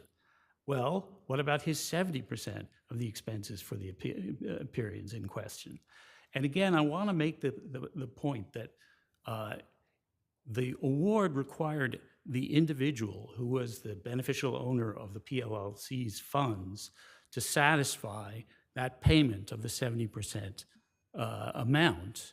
The PLLC may have had added rent for this or that, but the question is, did he beneficially satisfy his 70% share of those expenses? Again, the very same expenses he has sought to collect from me. Thank you. Thank you both. People v. Andre Brown. Oh, I'm sorry, I apologize. Molina v. 114 Fifth Avenue Associates.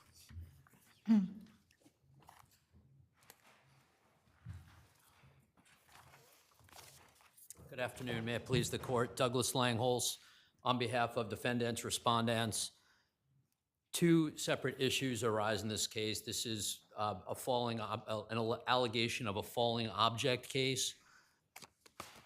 The labor law, was not intended to protect against things that have already been permanently installed. It specifically states within the labor law that when safety devices are required. How can a safety device be required when something has already been permanently installed? Well, in this particular In case, this particular case, didn't the plaintiff just a moment before the pipes fell was putting them in, they fell right down? How is that permanently affixed? it was a few minutes. It was a few minutes beforehand, yes, Your Honor. However, what does it matter? If no further work is anticipated, then it's permanently up there. Once something is installed, it's installed. It's not like, it's like being pregnant. You can't be a little bit pregnant. So once this thing is installed, it's in its final condition. It no longer needs safety devices to protect it from the public or other people from it. I mean, to me, the case law that I cited, the cases are very clear. The First Department in the cases of Kirdoja, in Irby, in Fabrizi, which is a Court of Appeals case, in Dejorek, all those cases, except for the Court of Appeals cases, they're basically delineating out the difference between a permanently installed object and something that's in the process of being installed. And this was clearly something that was completely and in its final state at that point. So this is clear. This is not even a close call. This is not an object that needed a safety device of the type enumerated within Labor Law Section 240. Your Honors, also, secondarily, as pointed out in my brief, there's an issue of fact. First of all, this guy, he claims this accident happened. He doesn't treat he claims a few weeks after the accident. There's no accident report done contemporaneously. The actual medical records show he doesn't treat for 9 months after the accident. And then he tells his boss, who's not a party to this action, he's a non-interested witness, he tells his boss that the accident happened at a completely separate location. So there's clearly an issue of fact that was completely ignored and overlooked by the court. The plaintiff put in a statement from that same individual that they pulled out of thin air. The discovery went on through years on this case. They never produced this statement. It's not notarized. It's not in affidavit form. Our initial discovery demands, which are part of the record here, asked for statements, party statements, any kind of statements, and there were none. And they pulled this non-notarized, unsworn to statement out of the blue. So this was a clear error by the motion court in this case, and we would ask that the decision. No, wait a second. When the supervisor says he told me that it was at Lululemon and not Chase Bank, or Chase Bank and not Lululemon. The latter, yes. But then later he clarified, no.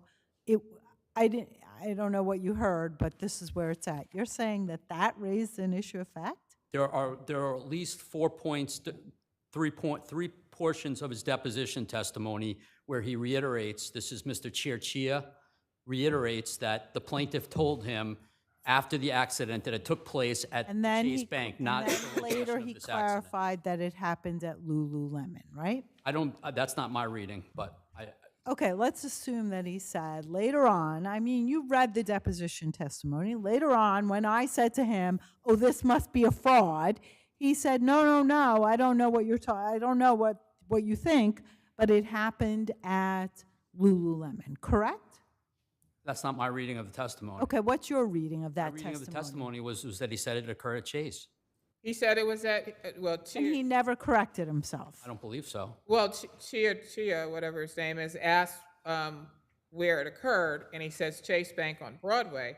And then Chia states he saw paperwork stating that plaintiff had been hurt at Lululemon. That I concede, yes. Okay, so he said, he corrected it, right? Not in his, you're saying in the deposition, he didn't say, when I said to plaintiff, I thought you said Chase Bank, plaintiff said to him, no, Lululemon? No, he said, I believe he said what Her Honor said, that he later read a statement from plaintiff saying that it occurred at Lulu. Right. Can I go back to your earlier point?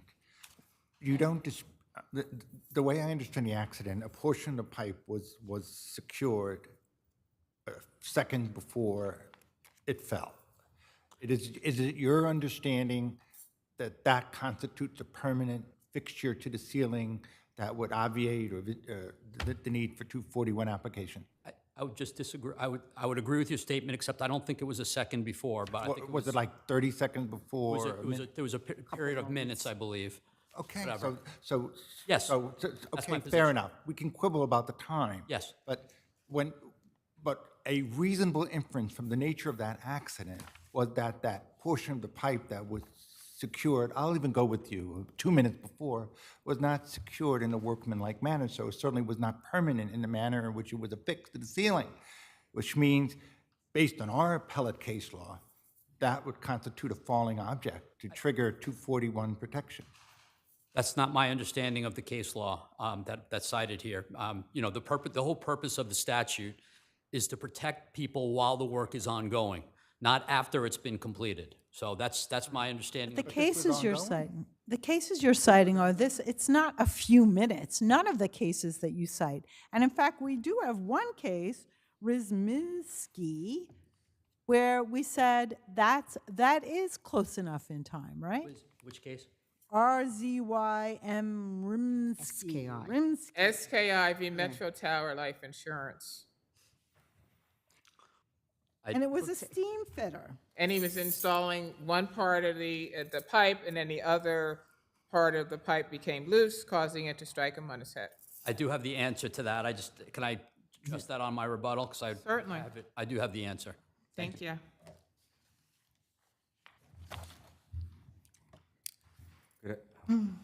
Good afternoon. May it please the court, Michael Cassell for plaintiff respondent Jose Molina.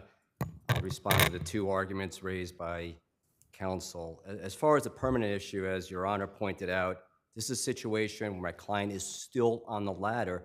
And more importantly, there was a major concern here that the ceiling was so soft that exactly what was going to happen did happen. So my client's on the ladder waiting to make sure it is permanently installed. It's not permanently installed because it falls and hits him. So this is clearly not a permanently installed object. As far as Mr. Chirchir's testimony, as Your Honor pointed out, his whole testimony falls and rises on the claim that he supposedly told my client, you need to put down in the C3 form, which, by the way, is dated the day after the accident. So to say there's no accident report is not accurate because it's a day later. But he says, put down where the accident occurred. My client puts down it happened at Lululemon. Page 499 in the record, it's Chirchir's deposition. He says he spoke to Mr. Molina, said, what you put down is erroneous. My client said, what fraudulent? It's not fraudulent. I did get hurt there. So it's exactly what the court had pointed out, where Mr. Chirchir saying that my client was injured at another location. The reality is, he spoke to my client afterwards. My client said, The form I filled out, which says I was injured at Lululemon, is the location where I was injured. Plaintiff testified he was injured there, and we have also an affidavit from Mr. Morales saying that he was injured there. Summary judgment should be affirmed. Any Is there anything that we should be concerned because he didn't go for medical treatment for several months after the accident? Or that's, I believe that's what counsel said, and I think there was a delay in his seeking medical treatment. Not at all, especially since, as I pointed out, we have Mr. Morales who confirms the accident occurred, and the C3 form, which is page 460 of the record, dated the day after the accident, confirms the accident occurred. Thank you. Thank you for your time. At Lululemon. Correct, yes. Thank you, Your Honor. Thank you. Just to address your question about Rzymski, Rzymski, and I do address that case in my reply brief.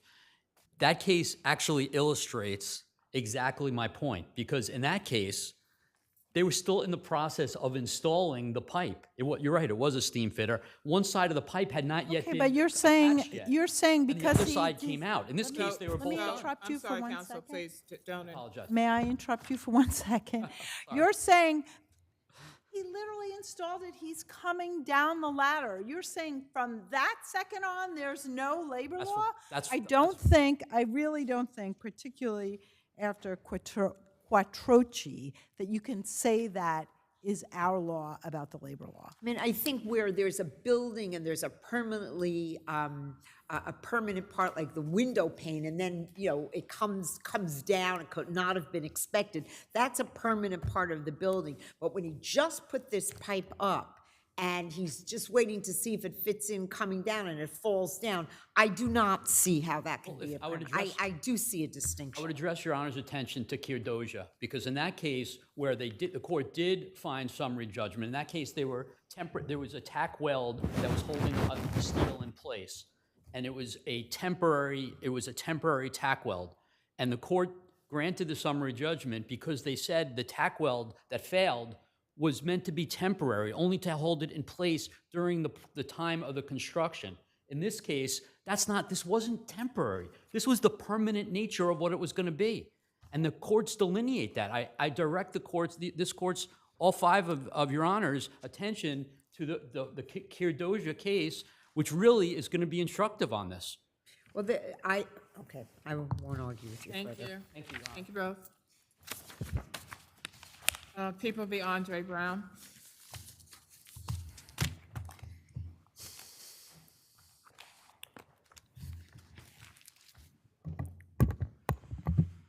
Good afternoon, and may it please the court. Paul Anderson for the people. On this record, to find that Mr. Lee was ineffective would require a court to depart from the well-worn state and federal standard, and that's exactly what the hearing court did here. And not only that, the hearing court announced that it was doing so. So on page 94 of its decision, it put the burden on, in the footnote XCV 95, it stated that it cannot be assumed that Attorney 1, Ira Brown, got these hospital records, reviewed them, and found it not strategic, nor can it be assumed that the present counsel, Mr. Lee, also considered this strategy and rejected it. But that's exactly the presumption that a defendant was required to rebut. And well, here, the court was saying that it was incumbent upon Mr. Lee as the attorney to secure the medical records and the medical testimony, wherein the defendant, apparently from the time of his arraignment, stated that he had had surgery in 1998 based upon the gunshot to his leg. He had drop foot, and therefore at the time of the incident in 1999, he would not have been able to run, as the three eyewitnesses stated, at least the two eyewitnesses stated he actually ran down the street. so two answers to that, Your Honor. First, there is no record that Thomas Lee did not do all those steps. Well, Mr. Lee was not helpful at all to you in his testimony. He was abrasive, he was confrontational. He did not respond to any of the questions. He said he did not recall, he had no recollection. Maybe he would have done it, maybe he would not have done it. But he never stated that he also stated he couldn't be clear as to whether he even discussed or would discuss strategy or possible defenses with a client. And he was asked this question more than 20 years after his representation due to the delay of defendant who claimed to have told everyone about this defense, not mentioning it at all until 19 years later, hiring direct appeal counsel, consulting that direct appeal counsel for, hey, how can I raise my ineffectiveness claim, but on a different claim of Well, ineffectiveness. he did a 440 against Mr. Lee for ineffective assistance of counsel for a totally different issue. But what I'm saying is that we do not have any record that Mr. Lee did not do this. In fact, it was incumbent on defendant to call. So wait, are you saying that it's at least as likely, because that first ineffective assistance claim was, didn't say anything about this, that they looked at it and he did do it, and there was no, it's just as likely that he did do it as he didn't do it, and because the first 440 didn't mention it at all. Yes, Your Honor, and also that But isn't that speculative?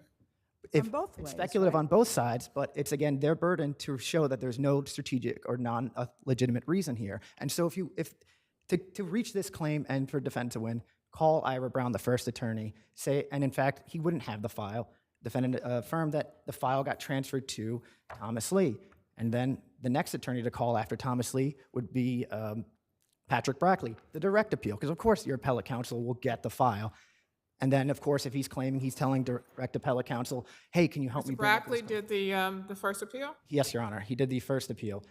And then they went on to Abramoff and Edelstein for the habeas. And so the file traveled, call all these attorneys and say, well, are they also ineffective for, why are we doing a habeas? Let's do this. Well, I read the habeas. That was on a totally different issue. Yes, Your Honor, but they still could have had the option to put a post-petition stay so that they can exhaust the claim in state court. And so here we have 20 years, no mention of this claim whatsoever until the medical files are gone. And so when we have this hearing in 2022, the only records that are even close to being end time to when the offense occurred was from Rikers. So let me just ask you, are you saying that, so that shouldn't, that speculation shouldn't inure to the defendant?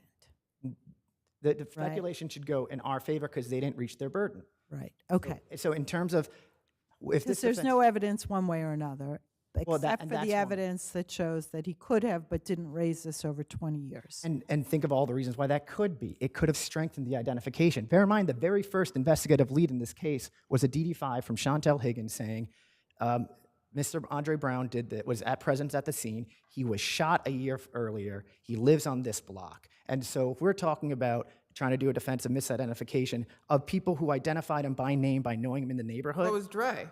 Yes, Dre. But knowing in the neighborhood, if you put that at an issue, they could say, yes, I know him from the neighborhood because I see him with a cane all the time. I know him from the neighborhood because he's struggling. And so including, and then take a step back, if this defense was so strong, why threaten the civilian witness into not testifying, who is a rehabilitative nurse? Well, does that really address the issue of ineffective assistance to counsel in terms of Mr. Lee not following up on this issue? Well, I think it speaks to the viability of the defense in that Mr. Lee could see this client right next to him, talk to his family, and be like, no one's saying that I can't put them on Well, the stand. defendant claimed that Mr. Lee never spoke to him about any of these issues. But then was confronted at the hearing and admitted that, yes, he had multiple conversations about the defense. Assuming it was ineffective assistance to counsel, do we look at all to the other evidence in the case in terms, including the 3 eyewitnesses?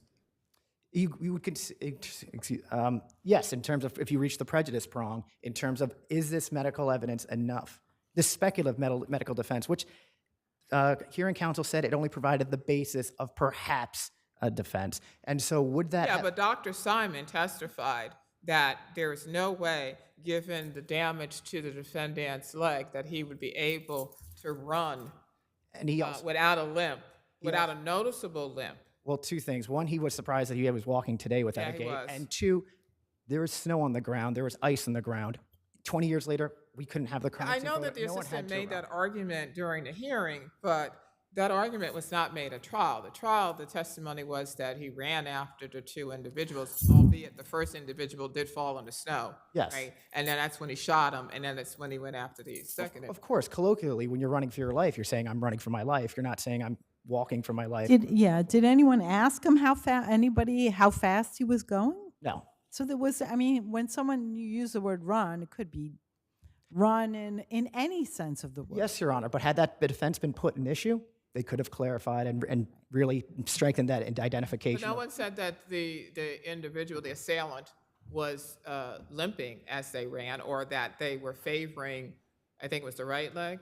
It's right, like, but yes, Your Honor. Because I know the medical records, there was some inconsistency in the medical records because it said left leg when it actually was the right leg. Well- So, but there was none of the testimony was that this individual, the assailant, who was, had a limp or was favoring the right leg or anything of that nature. But we have the advantage of hindsight there. Mr. Lee wouldn't have known that that's how the testimony would Let me just ask you, was he going into the courtroom every day, the defendant? He was being produced, yes. Right? So if he's walking in, one could see whether or not he was limping at the time of trial, right? Or he was not limping if Or we had, not or which limping, Thomas right? Lee could be an excuse, a strategic So- reason not to bring that defense.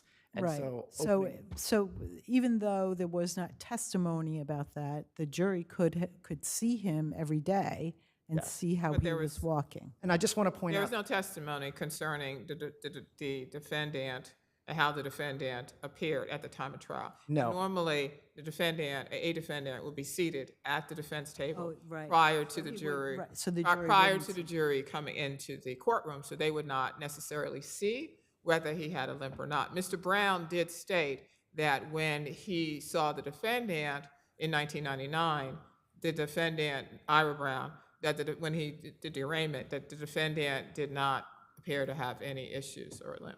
yes, and he said, and it was a bail application after arraignment, but he did say he learned from the family that there was this surgery and a non-procedural limb. And just to take a step back here, the only evidence, medical evidence that we have contemporaneous is his intake at Rikers, in which he reports the gunshot wound a year prior, no present injury, and a left ankle sprain. He was cross-examined on that, doesn't remember how he got the left ankle sprain, and then tried to explain why he didn't report this injury. However, if he was being arrested, and as he claimed, telling police, telling his attorneys, telling everyone in the world that he couldn't commit this crime because he was too hurt to do it, why not tell the Rikers doctors? And so you're taking. But you have the doctor's testimony saying that there was no way that this could have not been, that he could have been running the way that the testimony showed. But that doctor couldn't really testify to that in trial. He had none of the actual records from 1999 around there. He's just saying, I did this one surgery. The records Right, well, Dr. Simon did the last surgery. But he said he didn't do one of the surgeries, and the record was wrong, actually. But still, he wouldn't know how the recovery went. He wouldn't know Well, how because the records from rehab were missing, and it was unclear as to, he was given a referral for rehab, but there were no, the rehabilitation records were missing. Well, actually, there was the doctor testified in A35, 42 to 46 that 2 years before this motion, Right. a woman purporting to be an attorney called him, gave him additional records, and then He disposed of them. Right. And so if we're looking here of what was exactly in Ira Brown's file, Thomas Lee's file, Brackley's file, I have no idea. None of that ever came out at the hearing. We're just assuming that none of this was ever in there.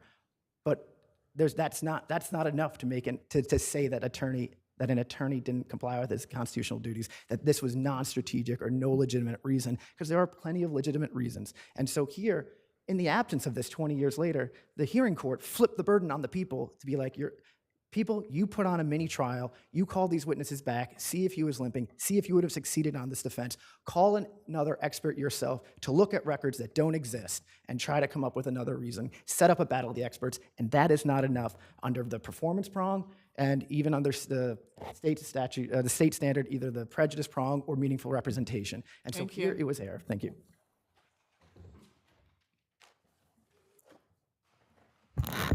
May it please the court, Your Honors, Oscar Michelin for the cross-appellant respondent, Andre Brown.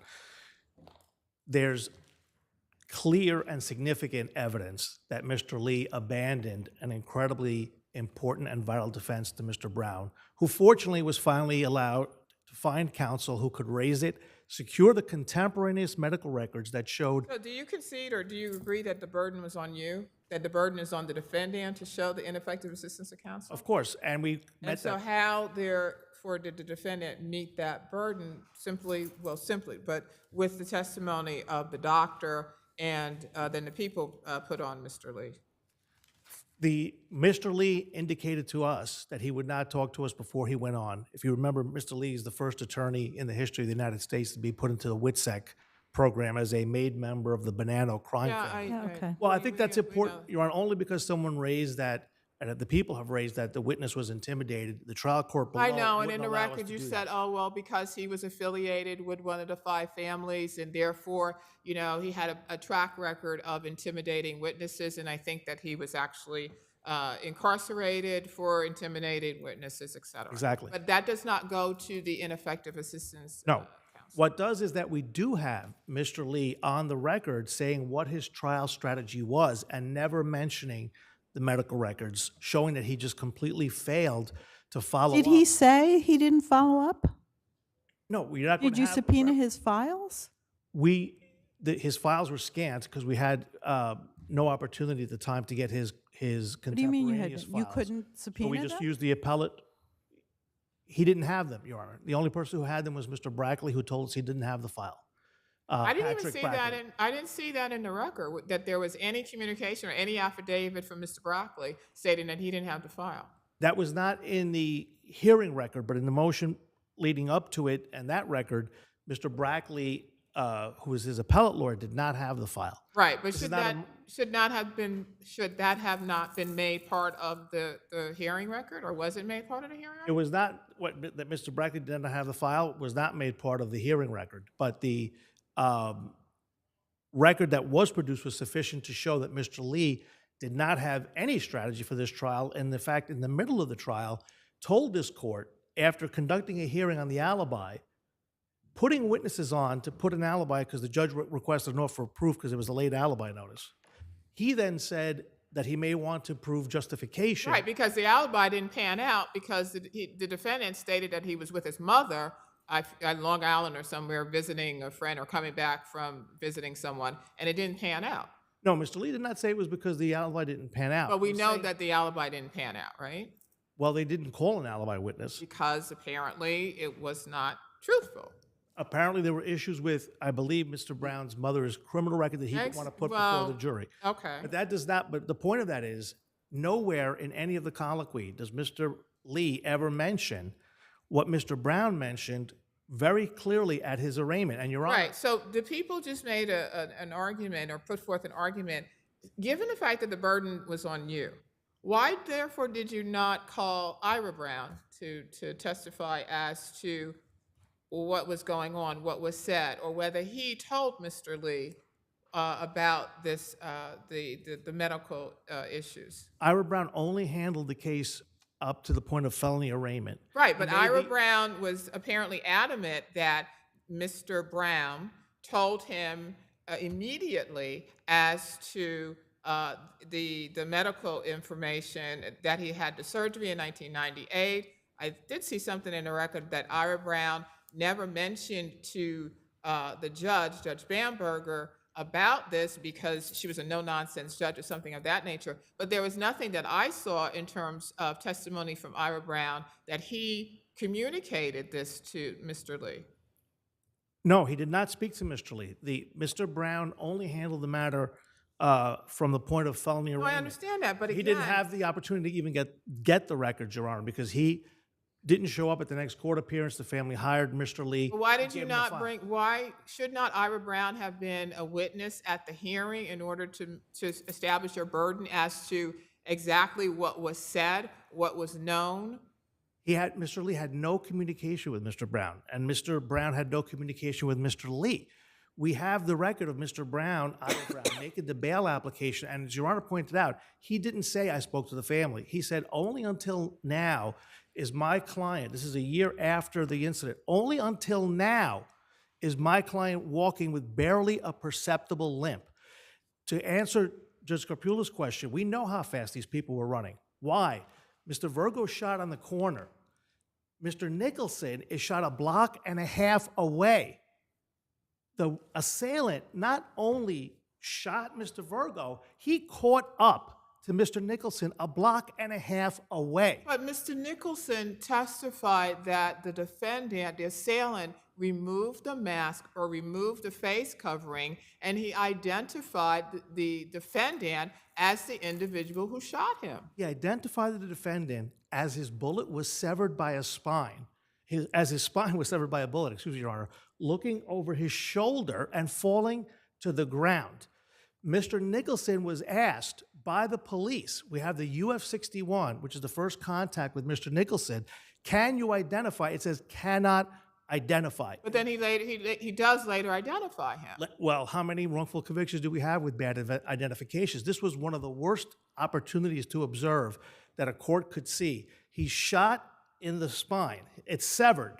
He falls to the ground, and he says as he turns, he sees Mr. Brown. Now, the other thing we need to point out is that the third-party suspect in this case is the same height, the same weight, and close in appearance to Mr. Brown. We found his yearbook picture. Was that in the hearing minutes? Was there That's any? in all, yes, Your Honor. And They have the exact same May I height. ask you, was that argued to the jury? Do they know about this person? We found him. It was argued to the hearing court. That's our point. Wait, I'm sorry, wait, I'm confused. You're saying now, 20 years later, this is the first time you found out? That's the newly discovered evidence. Oh, That was the I newly see. discovered I evidence. thought you were, okay, I But thought as you were far as talking the about one strength of of the the other case that they- two guys that were already there. No, but my point, Your Honor, is it Let also me ask shows you why the this. identification could be May poor. I ask one more question? Because they're so similar in appearance. I want to ask you, if your client is telling everybody for 20 years that he couldn't have done this because of his limp, why is this the first time it appeared? I mean, it is not like this is the first time he has done anything. He's had many, many counsel. He's done a 440. He did a habeas. He did a direct appeal. How come none of this ever come up any time when we could have actually had records, when we could have actually had direct testimony that would have been useful and helpful? How is that, why is that 20 years later the first time it comes up? And is it not relevant? It's not. It isn't relevant because you're allowed to make the argument when you have the evidence and you have the argument to make. Well, you're saying he didn't have the evidence for the last 20 years? I'm saying that he relied on his lawyers. He's not an attorney. He was a young man when he was arrested. He told his first lawyer. We know that because the first lawyer. Well, all of these attorneys are ineffective. I don't Because know whether that- all of these attorneys are ineffective because none of these attorneys who he told about his physical condition at the time of the incident, none of them made a motion. The issue is whether Mr. Lee was ineffective, and he was clearly ineffective because at that time the argument was raised by Mr. Brown. But that doesn't respond, that's really not responsive to the question as to why is it not relevant that during these 20 years or 20 plus years, this was never made known. He never made any argument, or none of the attorneys ever made any arguments or even brought it to the court's attention or anyone's attention as to his medical condition. The only answer that we can have is that he relied on his counsel, and as a matter of fact, Your Honor, in very often in newly discovered evidence cases like this, the We're question talking of about ineffective assistance of counsel. We're not talking about newly discovered evidence. well, it goes hand in hand in the sense that Mr. Lee did not pursue a number of things, including the medical evidence. We don't know why. We can't speculate Okay, why but- the argument wasn't raised by other counsel, or whether Mr. Brown thought he had a better argument here to make, or whatever it might be. We also know that we were able to get the medical records of the surgeries. So to say there's no contemporaneous records to show what his condition was at the time of the trial is incorrect. And the testimony of Dr. Wait, you're saying that there are records of his condition at the time of trial, or there No. are records? So yeah, so No. it is correct to say there aren't contemporaneous records as to his condition at the time of trial. That is correct. But the contemporaneous records that we do have are from the 11 months previous that show the significant injury and surgery that he had. We have the unequivocal testimony of Dr. Simon, who was found credible by the court 4 different Well, Dr. times. Simon again said that he was surprised that the defendant appeared to have made a full recovery and had actually no residual effects. There were no residual effects. He was indeed, but he was unwavering in the issue that mattered to the hearing court. could Mr. Brown have been the assailant a mere 11 months after his third major leg surgery?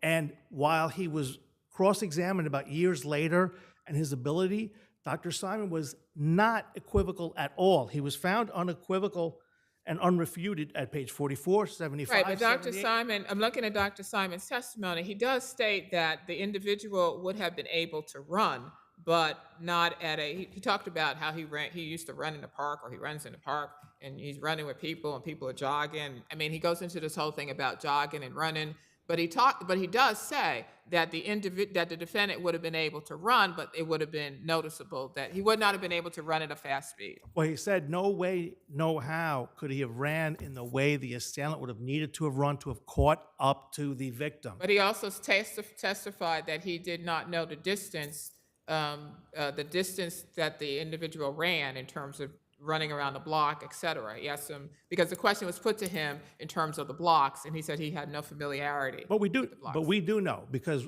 when Mr. Nicholson was shot, his spine was severed and he fell at the point that he was shot. And the hearing record shows the map. And I would also point out that the witnesses didn't just see the assailant run. The testimony also was that the man put the mask on White Plains Road and walked for a block on White Plains Road, observed with the mask on by the victims. So if he was limping, if he had a splint, we're talking about somebody who had his leg reconstructed 11 months before with a full whole leg skin graft. This is not somebody who got a boo-boo and is okay. These are 4 major leg surgeries that this individual had, the last one being 11 months prior. So Dr. Simon made clear that he could not in any way do a full-out jog. He would need a plastic foot splint. Nobody mentioned any deformity, and there was no way. Dr. Simon was clear, and the court made a note of this, that the assailant caught up to the 18-year-old victim running for his life. Okay, I don't care how much snow there is. Someone just shot your friend on the ground. You are running for your life. And he was able to get entirely down the street and make a left. That's a full city block. And then about 30 feet into the next street. It's impossible. That's what Dr. Simon said. Impossible. And I don't know why Mr. Lee wouldn't raise that defense. Maybe because he thought she ain't going to show up was enough of a defense. But he clearly did not say that to the court, and the record shows that he had no competent strategy. Can you imagine what it was to the trial court to put on witnesses for an alibi and then say you're going to do justification? It means that you're going to put on some form of perjured testimony. Either the alibi witnesses just lied or the defendant's going to lie. Well, you only have so many defenses at trial, right? That's right, but he never said the one that was the most important. Okay, thank you. Your Honor, I'd like to go briefly to the bail argument here. On page A1561, Judge, my understanding from the conversations with the family is that this defendant recently is able even to walk without a perceptible limp. So he's learning it from the family, not from his observations. He then makes continues the bail application, mentions the alibi, and mentions the identifications here based on the discovery and the DD5s he receives. That day, March 4th, the assigned prosecutor wasn't around, as happens, and really couldn't respond to the identification, so it gets put over to the next day.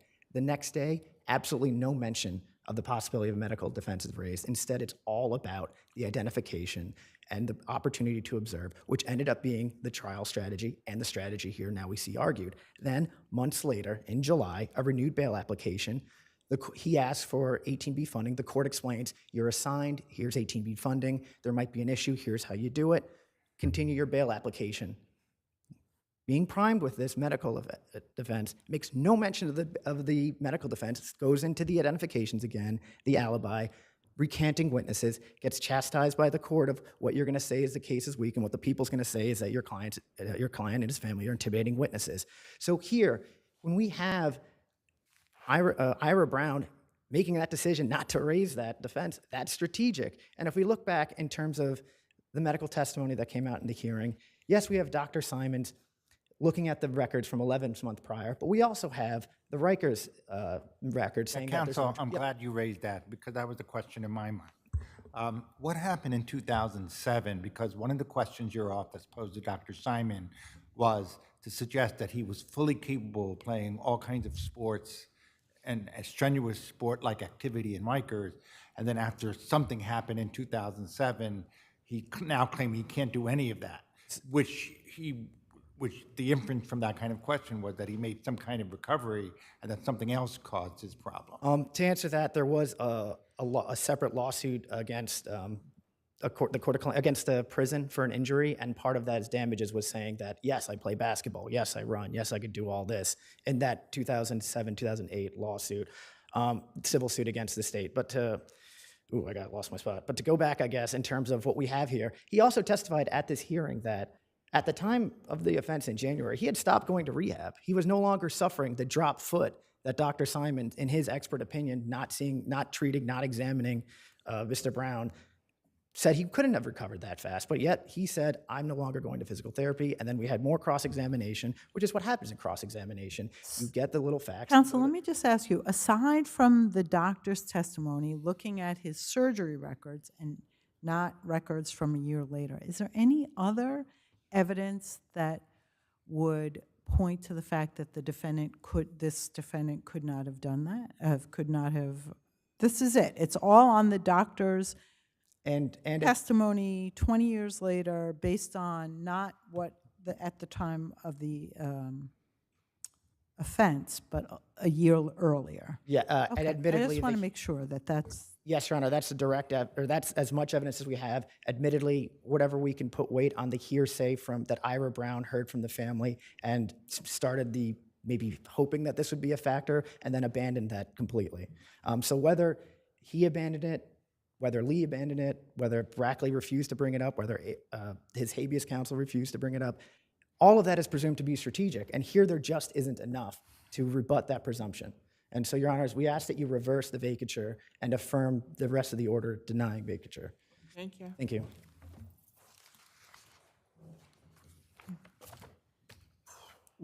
What would be the strategic reason not to call a doctor to show the jury in what is a weak case, not a strong case? Three eyewitness identifications you're calling a weak case? I am, because Okay, well, all all right, three. let's assume that I don't agree with that. But, Well, here's one thing. Maybe he's not limping. Maybe the lawyer saw, looks pretty good to me. And you still wouldn't. Maybe the records show a year later. We don't have those records, right? Maybe a year later looks great. Maybe every physical therapist wrote, looks great, walking fabulously. We don't know one way or another what those records say, right? We do know what the surgical records say, and we do know A year before. well, up to about 11 months before. Right. But Okay.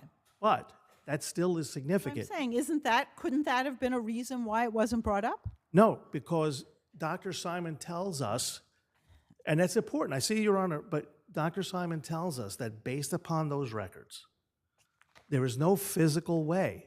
This is the head of trauma at Jacobi Hospital, okay? He's the person who did the last surgery. And doesn't he also say, can't figure out why it says he's looking great, he's 100%, can't figure that out either? No, he did say that people recover at a different rate. So it's Right. possible he had a good recovery And in that he's 2000, shocked that this guy can walk so perfectly? in 2007. No doubt about that.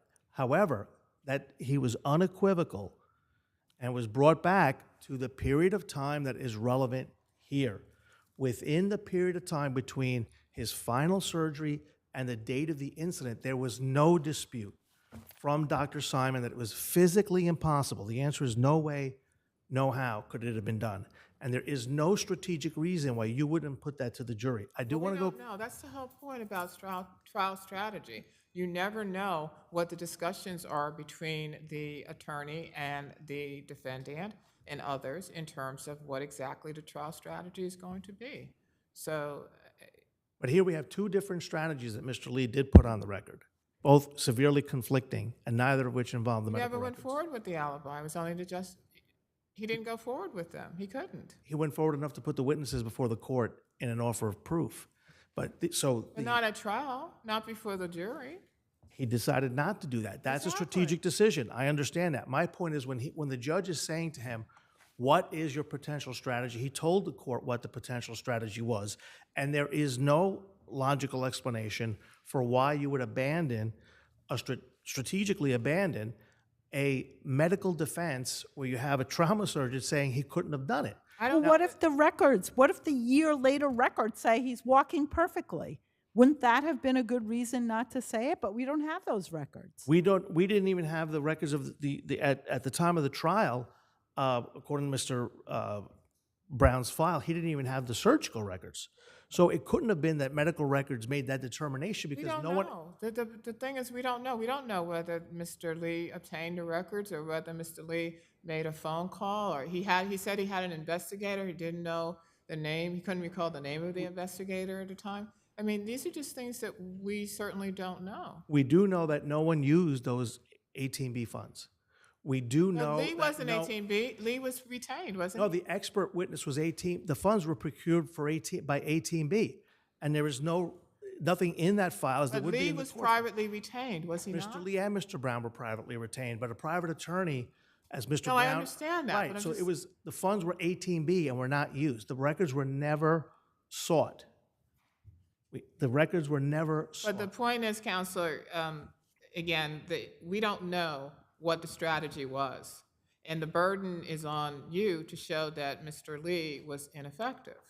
So the question is whether or not you sustained your burden as Judge Lewis ruled. Correct. And our argument is that the fact that Mr. Lee elicited what his strategy was, made no reference to the medical evidence just a few months before Mr. Brown, Ira Brown, getting those funds, shows that he just completely did not consider them. You know, I'm not understanding that because an attorney does not have to tell a court what their trial strategy is. But this one did. But he was under no obligation to do so. He could certainly change his trial strategy, and he apparently did. So. Well, we don't know that he did. Well, we know he didn't put forth an alibi or a justification, right? I'm sorry, Your Honor? We know he didn't put forth an alibi or a justification. Right, and that's in part because he relied on the fact that these were not strong identifications. So when Your Honor mentioned 3 identifications, one of them was Mr. Virgo, who said, I can't say who it was because he had a mask on the whole time, but he had the same build and the same height as the defendant. So does the third party. Weren't there lineups or one some- lineup? Yeah.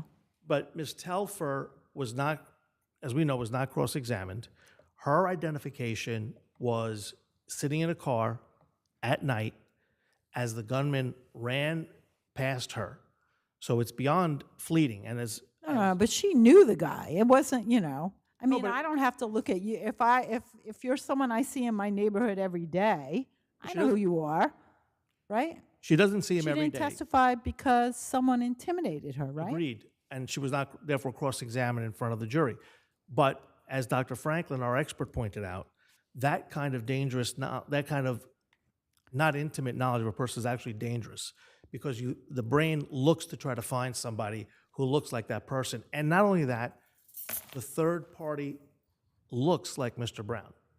So it could be very easy to misidentify Shonda Terrell, who we know shot at that corner on the 11th, and the court should not ignore the strong evidence that this was Mr. Terrell, which would just take us past the ineffective assistance of counsel. We provided strong evidence that Mr. Terrell was the shooter at that corner. As a matter of fact, the judge here indicated that people did not refute that Mr. Brown, Andre Brown, was not the shooter on the 11th and could not explain and did not explain how the gun that was used on the 11th was the same gun that was used on the 15th. The people in this case intended to bring a Ventimiglia application that the shooter of both of those incidents were the same until Mr. Virgo said, well, I know who Mr. Brown was not the one who shot me because he didn't have a mask on and it wasn't Mr. Brown on the 11th. The court said there's no evidence that it was Mr. Virgo on that corner on that day, but Mr. Virgo admitted it was him who was shot on that date. 2 days later, Mr. Virgo is caught with the gun, one of the guns used on the 11th. And then on the 15th, Mr. Virgo is shot with the same gun that was used on the 11th. I would argue that the innocence claim is stronger than the ineffective assistance of counsel claim. That we have not only shown a third party, that we showed a motive that was kept from this jury, that there was a drug war, where at trial, they painted both of these individuals as like high school kids going for a snack. We established that there was a drug war at that corner. The people admitted that. We showed who was selling drugs on that corner. It was not Mr. Brown. And we showed that the person who was selling drugs in that corner and had a motive to shoot back at Mr. Virgo looked like Mr. Brown. So I would ask the court to look carefully at that evidence as well, because I think we did put a very strong case for actual innocence as well. Thank you. Thank you both. Newman v. Donnelly.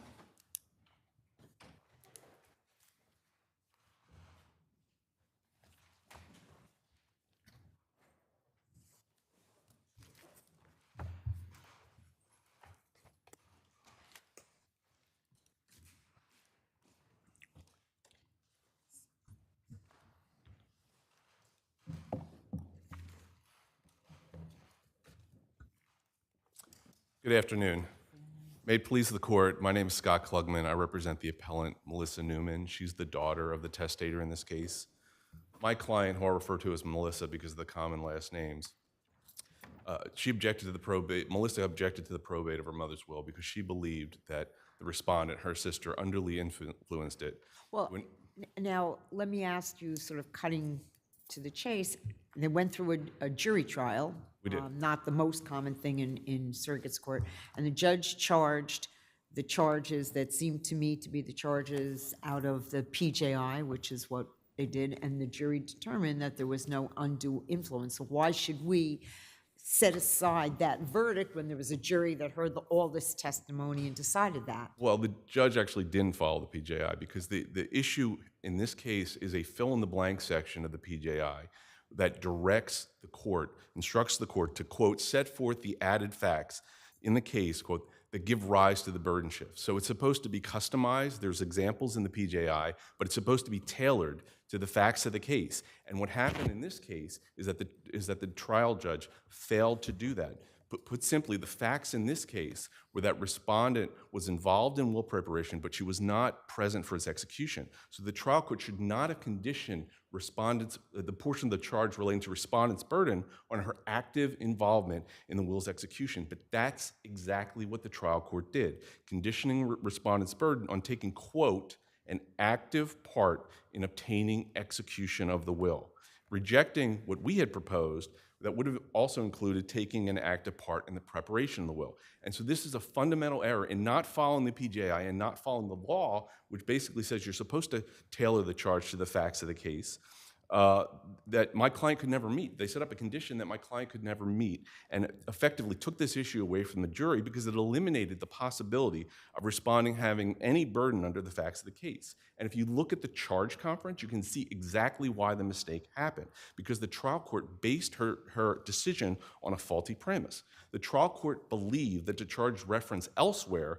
to circumstances leading up to execution of the will made clear that the jury could consider will preparation in evaluating whether the respondent had a burden. But the plain language of the charge makes clear that that's not right. So you're stating that the judge should have charged not only execution, leading up to the execution, but also the drafting? What the charge we proposed, there were multiple ways that could have been right. The charge that we proposed was that she took either an active part in the preparation of the will and or an active part in obtaining execution. So the reason that limiting the charge in this fashion was improper was because, again, she set up a condition that my client could never meet under the facts of the case. She basically created a situation by relying on language in the other parts of the charge that had nothing to do with whether respondent had any burden in order to basically. Do you have a case that says you have to charge both things? Yeah, that was going to be my question. I've never seen a case like that.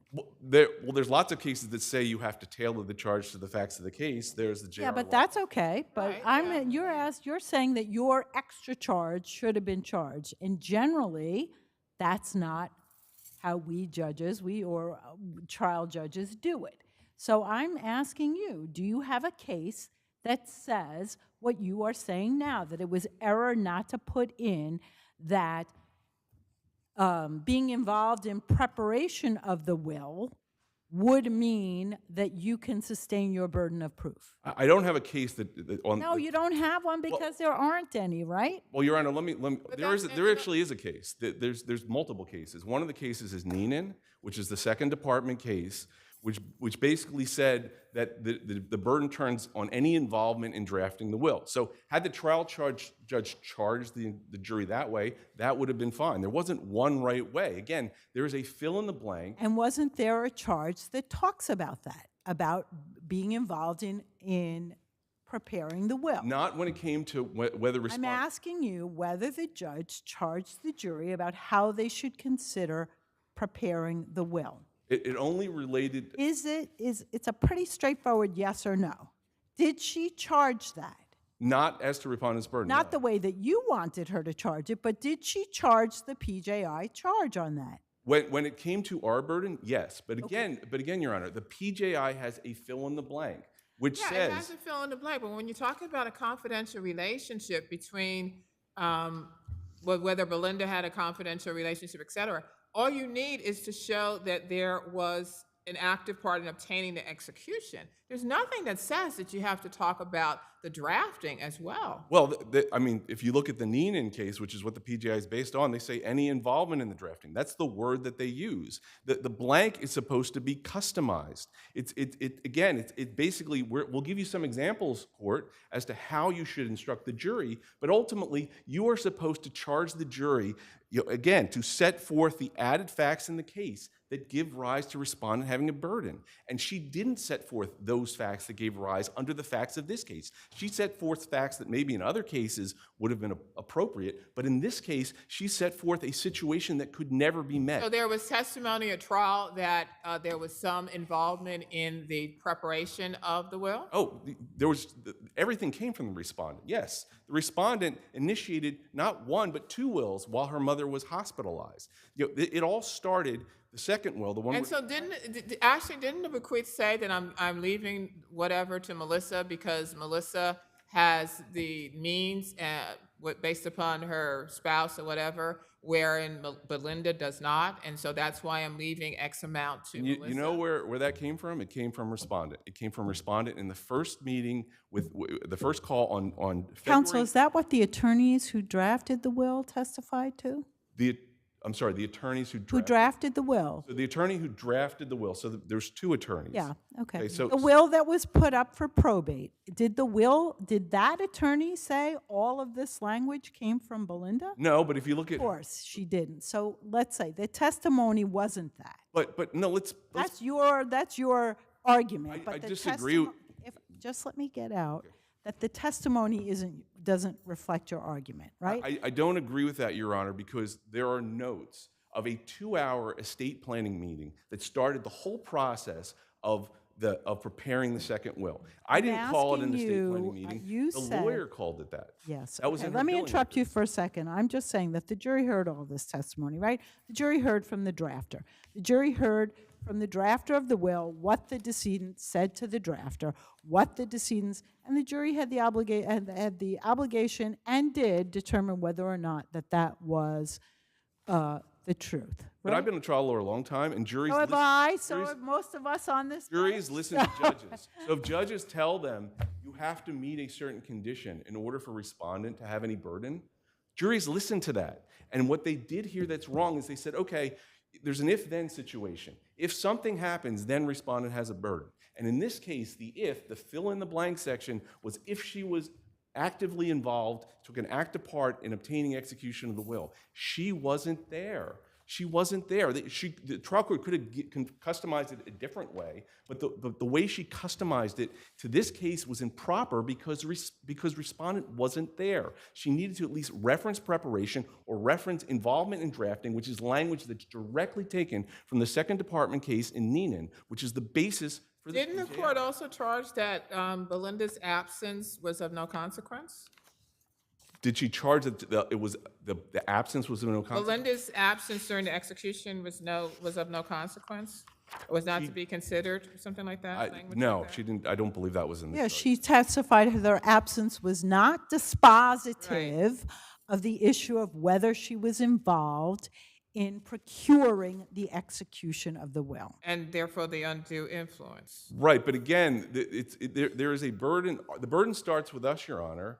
We acknowledge that, but ultimately this is a burden-shifting standard that this court and every other court has set up, and we should have had the opportunity because we won on summary judgment. We won on the issue of undue influence. We won on the issue of... Well, if that there was an issue of fact as to undue influence. Right, we're not, Your Honor, we're not saying that we should get it as a matter of law. We're just saying we should get a fair shake.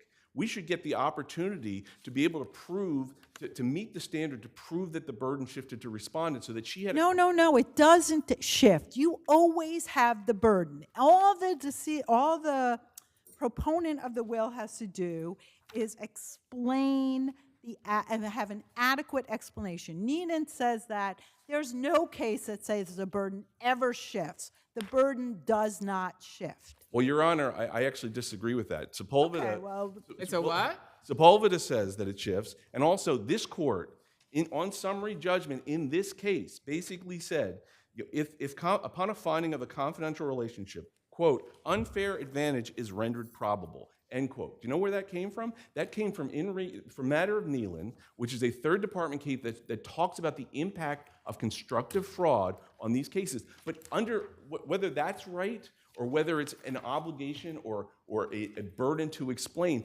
every case, Nealon, this court, Sepulveda, there are some instances where the burden goes to respondent to come forward and do something. And what happened here is that the trial court took that away. She took it away and she eliminated it because she didn't do what courts are supposed to do in every case. In every case, which J.R. Loftus and this court said in Aragon, you need to customize the facts. You need to... Yeah, I know, Counsel, you said that, but again, you have time on rebuttal. Thank you.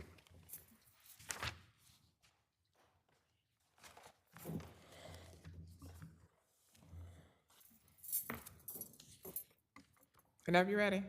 Good afternoon. May it please the court, Jonathan Gordon for petitioner respondent Belinda Newman Donnelly as executor of the estate of her late mother, Dolores Ormondy Newman. I just want to ask you first off, have you found a case that says that if there's a confidential relationship, the burden then shifts? No, Your Honor, I think you have it exactly correct. That is not the standard. The burden never shifts, Citing Sepulveda. So Sepulveda was not a case that involved a will contest. Sepulveda was a case that involved a challenge to an inter vivos transfer of property. It was the transfer of a building in 1994, and then the decedent passed away in 1997, and the executors of his estate brought a lawsuit to try to reverse that transfer on the grounds of undue influence. And if you look at Estate of Bender, which is a surrogate's court case, but it delves into the case law on this issue and says that all of the cases that talk about the burden actually shifting are cases that involve inter vivos transfers and inter vivos contracts made during the lifetime of a person. They're not will contest cases. In will contest cases, there's a different standard that applies. In will contest cases, the burden does not shift. So in those inter vivos cases, upon the showing of a confidential relationship, the burden does shift. In a will contest case, the burden does not shift. And a will is different than a contract in several respects. You know, one, a contract is a sure. We know the difference between a bill. Okay. What I want to for ask that you, rule, I think. I understand, but what I'm asking you is this: did the jury charge give the jury the impression that because Belinda wasn't there at the execution of the will, there was no possibility that the jury could have found her Absolutely found not. against her. To the contrary, right? So what the Because that's what counsel's arguing, Right, right? which- Because she wasn't there for the execution. In charges, we always, but in various charges, we have to fill in the blank to make the facts apply. I mean, obviously, otherwise you're just talking in general. So he's saying that what was filled in by the judge was incorrect. And I don't know, I mean, I looked at her charge and it didn't seem incorrect to me. So where is he saying it's incorrect and It's why do you not think incorrect. it's not? What he's trying to do is he's trying to read the word obtaining out of the charge. So what he's trying to say is that the judge said that you need a confidential relationship plus active participation in the execution of the will. That's not what the charge said. Preparation. He's saying the preparation and execution of the Right, but what the charge said is active participation in obtaining the execution of the will. Right. And then the court made clear elsewhere in the charge that the jury has to consider the facts and circumstances leading up to and surrounding Not just the that very- execution of the will, not and just the day that specified- she signed the and will. specified what those facts and circumstances But that are. was my point, because the court further charged that Belinda's absence from the will execution was not dispositive. Absolutely, and the charge. Which seems to be even better, I guess, in terms of really honing in on what the undue influence and what the confidential relationship would require. Right, and the charge was entirely consistent with the summary judgment decision that the lower court, that the circuits court issued, and that this court affirmed.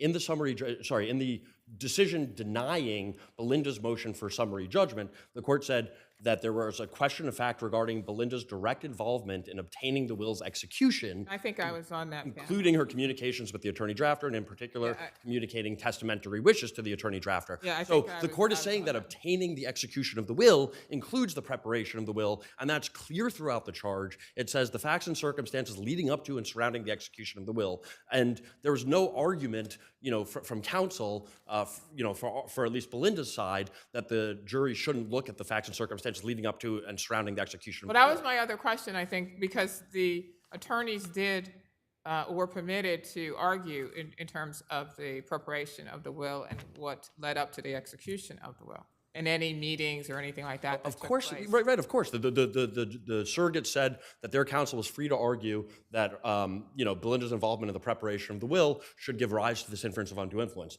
The problem is they couldn't even show that. The fact of the matter is there was an initial will that was executed February, I think 19th. Dolores was hospitalized. Right. She was about to have a life-threatening surgery. Okay, and the attorney draftsman for that was Ms. Holzman. Dolores herself had reached out about a month or two earlier to Ms. Holtzman because she was planning on changing her estate plan prior to even being hospitalized. Then she's about to have life-threatening surgery, so of course she's like, now it's more urgent and an immediate concern. Belinda, can you call my attorney? And there was an email, I think, even from the daughter saying to the father, saying, once I told my mother that I wanted you to put her to put some money in trust for you, she stopped trusting me. She didn't want to have any. She didn't want me to have anything to do with it. After these wills were done, Melissa then, Melissa, I think Dolores. That's the objectant. So Dolores became sick. She got cancer, and Melissa tried to get her to change the will to give the money and the art to Hubert, which was exactly what Dolores didn't want to do. And that goes to their second point. They're saying it was abuse of discretion to admit Dr. Lane's testimony about Hubert's abuse. But Hubert's abuse was critical. Right in the will. It was critical to her estate plan. Her estate plan revolved, her whole life she was mistreated and abused by Hubert, and her estate plan revolved in part around making sure that Hubert didn't get her assets. And her daughter, Melissa, didn't believe that. Melissa not only didn't believe, the abuse, but Melissa had a very close relationship with Hubert, and so Dolores was, first of all, Melissa was independently wealthy, and thus, if she so chose to, she could resist being under Hubert's thumb, whereas that wasn't the case for Belinda, who depended upon Hubert and Dolores, essentially, right? So Dolores wanted to make sure that Belinda wouldn't have to be under Hubert's thumb like she was her whole life. Also trusted Belinda to carry out her wish to sell this painting to fund the residuary estate, where she didn't necessarily trust Melissa. And Melissa also acknowledged in her own text messages that the reason why Dolores gave Belinda 80% of the estate was so that even if Hubert claimed his elective share and she got 10% and Christina got 10%, Belinda would still control 53%, and thus not only would be the executor, but the majority beneficiary, and would be able to carry out what Dolores wanted. Thank you. I'm going to start by reading from Estate of Mary, which we cite in the papers. It's the Second Department's decision from 2022. It's very like this case. Three daughters. It's a will contest where there is a confidential relationship between parties to a transaction. The burden shifts to the stronger party in such a relationship to prove by clear and convincing evidence that a transaction from which he or she benefited was occasioned by undue influence. And in Newman, although it's a little different, although the inference does not shift the burden on the issue of undue influence, it places the burden on the beneficiary to explain the circumstances of the bequest. So the beneficiary has a burden. We could debate on what it is, but it has a burden. So the trial court should not take the burden away. And I want to Again, how did the trial court take the burden away? By not talking about it, but not specifically stating the execution, the preparation? By tying it to direct involvement in execution. But again, the court went on to specifically state that the fact that it was of no consequence that Belinda was not present at the time of the execution. But the reference to circumstances leading up actually compounded the error because none of that had to do with whether Belinda had a burden. It was an if-then situation. The trial court gave a list of events that could be circumstances leading up to execution, one of which was involvement in obtaining the will. But then when she gave the condition, she said you only had to meet one of those circumstances under the if-then for the burden to shift. You had to meet an active part in obtaining execution. Let me just ask you, assuming that, are there other arguments you want to make? Because we've been focusing on that one thing. Let me just say one more thing about this argument, and very briefly on the second point. Up to you. Yeah, to a lay jury, there is no difference between an instruction set that says an active part in obtaining execution in a will and taking part in the execution of the will. At page 34 of their brief, they said it would have been wrong to say that. So we're not here in a situation where your honors can go back and look at the law and say, oh, what they really meant by obtaining execution as opposed to active part in execution, that those two things are different. To a lay jury, they are the same. They're tying it to one event and they're not referencing anything else. I'll just say briefly on the second point, it was not abuse in 2015. This was abuse in the 1980s. This was detailed and explicit testimony about what Dolores allegedly told the doctor over 30 years before the events at issue, including that he used this to teach his students about how to handle elder abuse. It was clearly irrelevant testimony. It should have been precluded. And let me just be clear about the way it was used. It was bad character evidence, pure and simple. It had nothing to do with the testimony choices as to my client. It had nothing to do with the testimony choices at issue as to her father. They ignore one critical fact in making this argument. There was a 1999 will. My client's father was already disinherited. So regardless of whether we prevailed or didn't prevail on this issue, he was not going to be a beneficiary under any of the wills. And they used this to turn this case into a domestic violence case, to try to take the focus off of Belinda's actions and put them on to my client by tagging her with being complicit in the abuse because she stood by her father. Thank you. Thank you both. Thank you. Campagna versus NYPD.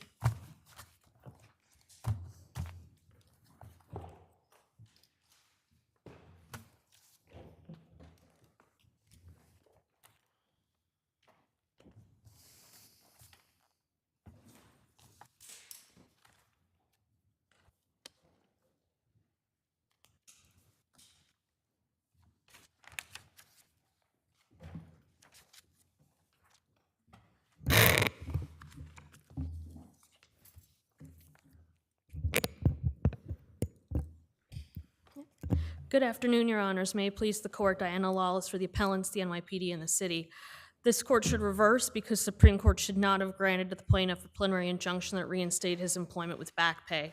So in a sense, what happened here is the court actually gave the ultimate prayer for relief, which is really not supposed to occur when you're seeking the limited relief of a DRO or a preliminary injunction. Absolutely, and that's our case. I mean, you can reverse without analyzing the PI factors because preliminary injunction factors, because a mandatory preliminary injunction, not only should it not be used to grant the total relief because it is just a preliminary thing to do to ascertain the rights and keep the rights of the parties before the issues were litigated. They weren't litigated here. Also, you needed to show extraordinary circumstances here. This is a person who waited a year after they were fired to sue, which belied any suggestion they needed immediate relief. He also waited 5 months after this decision from the Supreme Court in Richmond County, which he was basing his case on. And again, it's improper to grant the ultimate relief sought rather than the interim remedy to prevent future injury. And again, and also back pay and benefits, which are awards that can be determined at the end of a litigation, are not to be given in a preliminary injunction. The point is one of the grounds you need irreparable harm, likelihood of success, and the balancing of the equities, correct? He can't be irreparably harmed at this stage of the litigation, as you just pointed out, because in the end, if he would prevail, you get the money in damages as a matter of law, correct? Right. So there's no irreparable harm. True? True. Likelihood of success. Did he timely challenge his termination? No, he So waited if until he after, didn't yeah. timely challenge it, ball game over, correct? Correct. So there's no likelihood of success on the merits. Absolutely. So where would, And then the equities we say are in our favor because it's his preference not to get vaccinated versus our policy that we had in effect for all of our employees. Your honors mostly made my argument for me. If your honors have no questions, I will rest. I will come back on rebuttal. Thank you. Alexander Schachtel for the petitioner, Michael Campagna. So the reason that this action was brought... sir, could you? Could you step to the mic, please? Thank you. The reason that this action was brought was primarily to seek a declaratory judgment and injunctive relief by way of declaratory judgment, affirming the order of the Supreme Court of New York, Richmond County, in the matter of Garvey v. City of New York, which found that the COVID-19 mandate was invalid as a matter of law on 3 separate grounds for violating the New York State Constitution, and the trial court had discretion to convert this matter into from an Article 78 proceeding into a petition for declaratory judgment, which is what it did, and it ultimately granted injunctive relief. So the facts here are essentially that Mr. Campagna sought relief under the declaratory judgment power of the court to find a law unconstitutional. Garvey involved an Article 78 proceeding. Did your client ever commence an Article 78 proceeding? He did, Your Honor. This was filed. He did? No, I'm asking. Yes, he did, Your Honor. When? This was filed under 2 separate requests for relief. The first was a request for declaratory judgment, ruling affirming the Garvey holding and ruling that this termination was the result of a law that violated the Constitution. Can you avoid Article 78 by just claiming that it is a declaratory judgment? Have you ever seen a case where that worked? Your Honor, I understand. I think the point... The point is, no, didn't right? file it. You He didn't- can't. he didn't You file it. can't avoid Article 78 by changing every Article, lots of Article 78 seek declaratory relief, but they're not plenary actions, right? You're suing the city of New York or the New York State, the New York Police Department, right? Right. And isn't an action like that 100% has to be in Article 78? Your Honor, yes, and we did file a request for relief under Article 78. The reason that the Article In this proceeding or somewhere else? in this proceeding, and that was part of the original.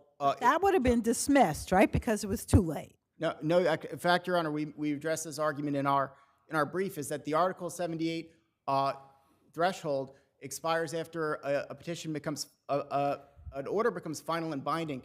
And the unique circumstances of the issue that we had here with the vaccination mandate. When was he and the fired? orders that were When was given- he fired?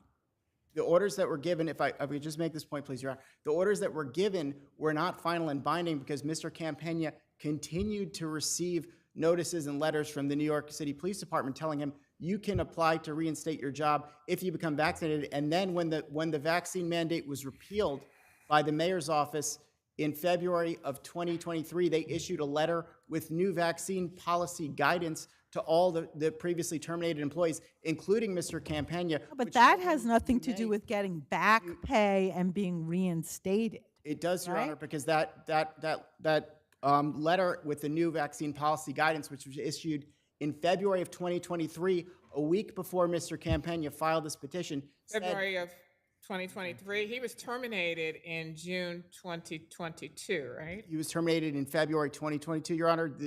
He was terminated in February 2022. Correct.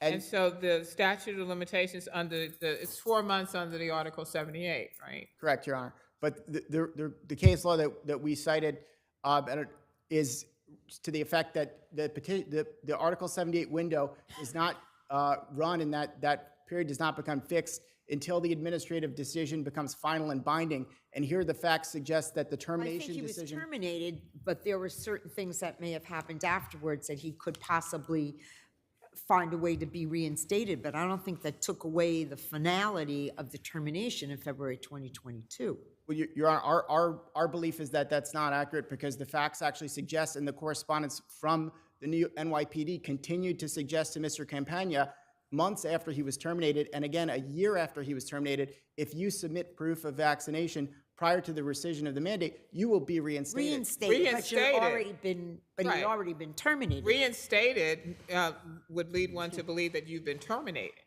You can't be reinstated if you were not terminated. Well, so he was terminated at the letter dated February 22. Right. So one of the requests for relief that we're seeking is reinstatement because he has been denied reinstatement despite the fact that he's complied with all the things that he was supposed to do, and the city has now rescinded its vaccination mandate, and they've still continued to deny Mr. Campagna's request for reinstatement. So part of the relief that we saw through this proceeding was a declaratory judgment getting him his job back. And again, the Garvey holding and the main reason that we moved under that case and relied on that case, and this is what the trial court based its decision upon, was a finding that the mandate, the health order issued by the New York City Health Department was unconstitutional. But I mean, obviously, we're not controlled by the decision issued by my colleague in Staten Island. Of course, but the trial court found it to be persuasive, and we think the argument was persuasive as well, which is why we relied on it. But that doesn't do anything to the statute of limitations, the statute of limitations issue, the irreparable harm issue.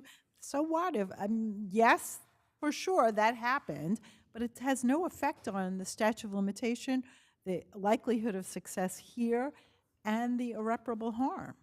Well, the irreparable harm is, I disagree, Your Honor. The irreparable harm is clear. There's case law suggesting that the loss of a job itself constitutes irreparable harm, so that's satisfied, and the loss of pay. The likelihood of success on the merits, our position again is that if this law was invalid and if it was void ab initio, unconstitutional, and we cited cases in our brief suggesting that the court has the authority to retroactively invalidate a penalty, a fine, an order where it finds that the law that caused that violation or fine to issue was itself found to be unconstitutional. So we think that's the case here. That was the decision in the Garvey case that we relied on. Therefore, in our view, the court has the power to find that that there would be a basis for injunctive relief if it adopts that position. Justice Gilman, you had a question? Counsel, let's accept for argument's sake we don't agree with you. Is the action over? No. I'm answering. The action is not over. The sole issue on appeal is whether it was appropriate to grant the injunctive relief the way the judge granted it. That's like early stage of this action. Your claim for declaratory relief and all the claims that you would like to make here, it's not over, yes or no? Your Honor, that's not my decision to make, but I think we would appreciate that if the remainder of the case were remanded so that we could get a further determination on those issues of fact that the court has identified. Thank you. Okay, thanks. Your Honors, I just want to correct some misstatements about the record. If you look at pages 90, about what counsel said about the record, 90 and 91 is the complaint. It was not brought as an Article 78.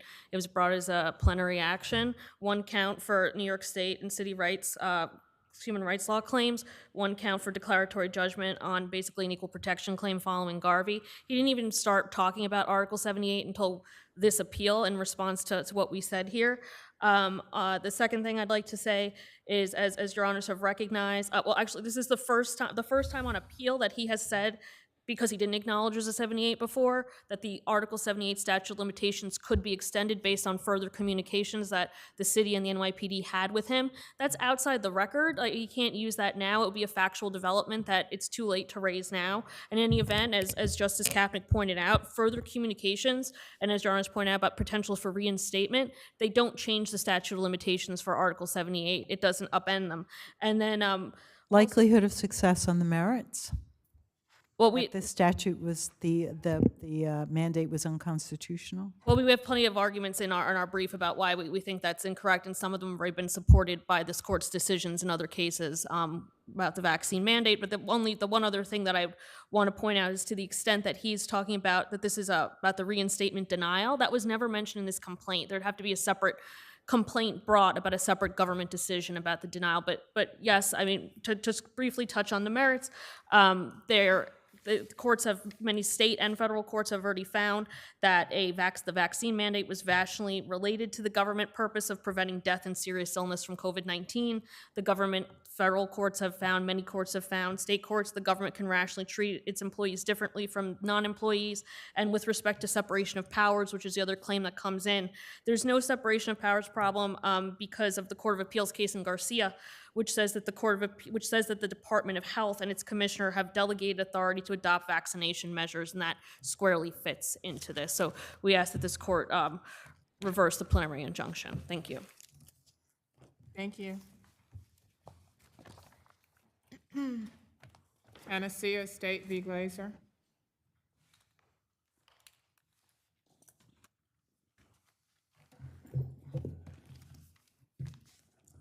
May it please the court, Joseph Aronauer for the appellant Panasia.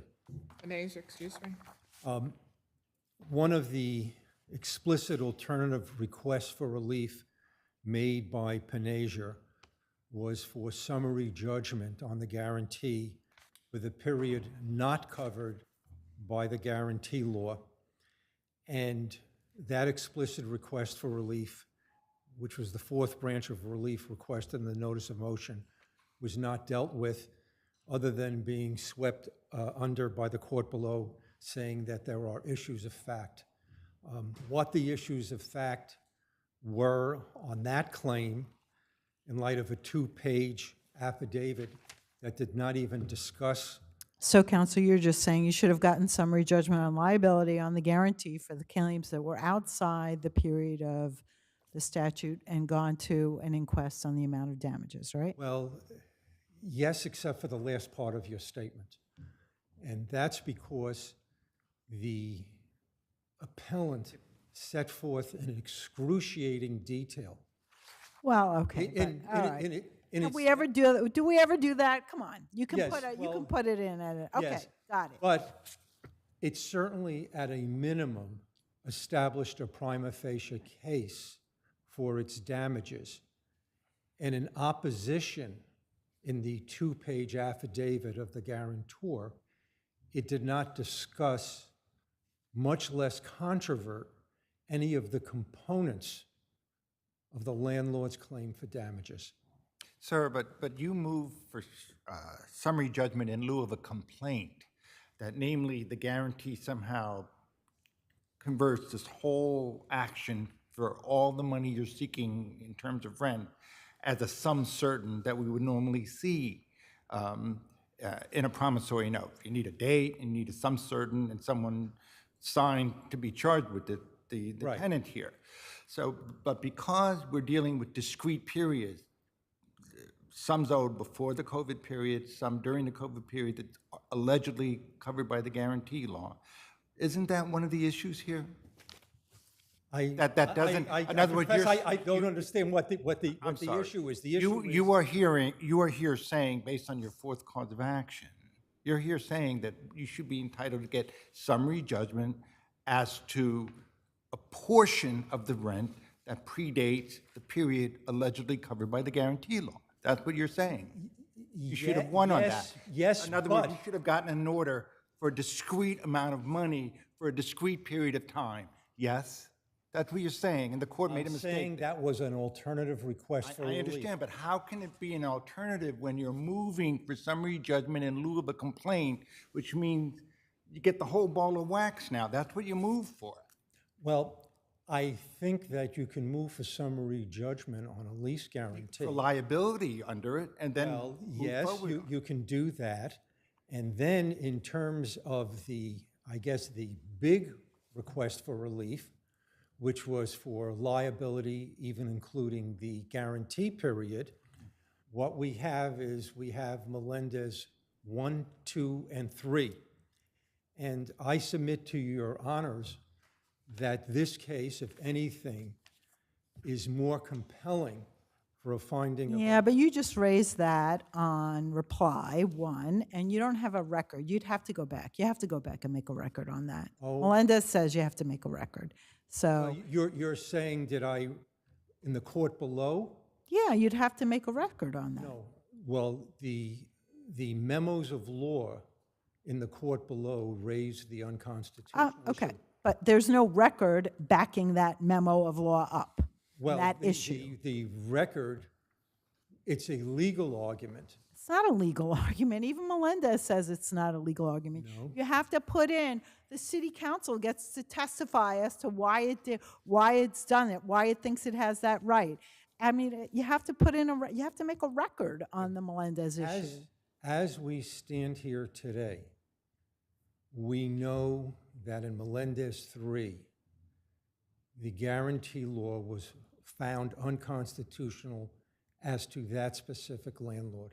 We also know, based upon the record before this court, the record is more compelling for a finding of unconstitutionality because we know, one, the tenant is never going to reopen. What record did you put in on the unconstitutionality before the trial court?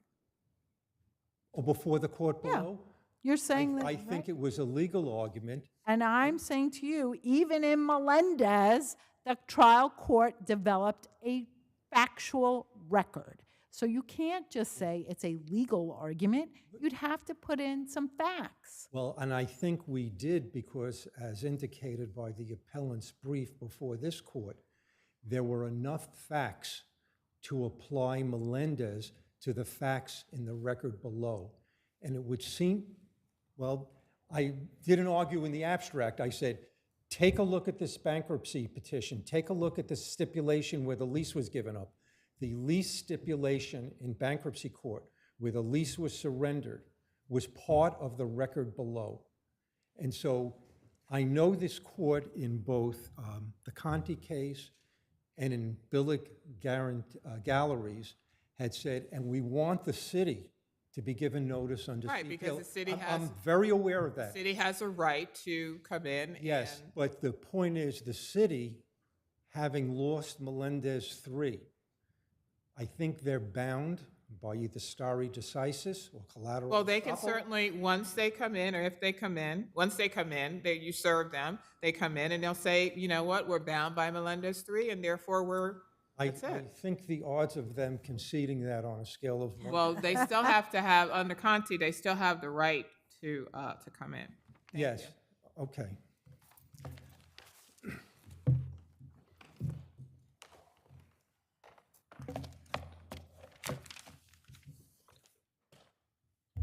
Good afternoon, Your Honors. May it please the court, my name is John Hendley from Whitman, Breed, Abbott, and Morgan. I represent the respondents, Andrew and Daniel Glazer. I'll be brief this afternoon. I'd like to make a couple of points, then we'll rest on our brief. The primary place I'd like to start is here. Your Honors, when taken together with the factual issues in this case, the COVID-19 guarantee law, and this court's decision in 274 Madison versus Vieira, There are no periods, there are no rent that plaintiff is seeking that is not covered by the guarantee law. Now, there are two reasons for that. The first is, and the first issue that has to be determined by the trial court is when and why the underlying default took place. Now, we've put in an affidavit that states that the underlying default took place during the time period covered by the guarantee law, which is March 7th, 2020 through June 30th of 2021, and that the default took place, that the underlying tenant, which operated a fitness studio, defaulted on its lease because it was forced to close due to the COVID-19 guarantee law, due to the executive orders issued in response to the. When was the last time that the tenant paid rent? The tenant's rent was current as of the end of March of 2020. So plaintiffs maintain that the default took place at some prior point in time. However, in the record, and I'll direct the court to record pages 101 through 103, they've submitted a chart of the rental payments that they're seeking. It starts in April of 2020. So now. And when was the guarantee law supposed to apply? So the guarantee law applies from March 7th, 2020 through June 30th of 2021. And when did the lease end? So the lease runs through March of 2025. So between 2021 and 2025. They accelerated. I'm sorry, I don't mean to cut your honor. No, I mean, but maybe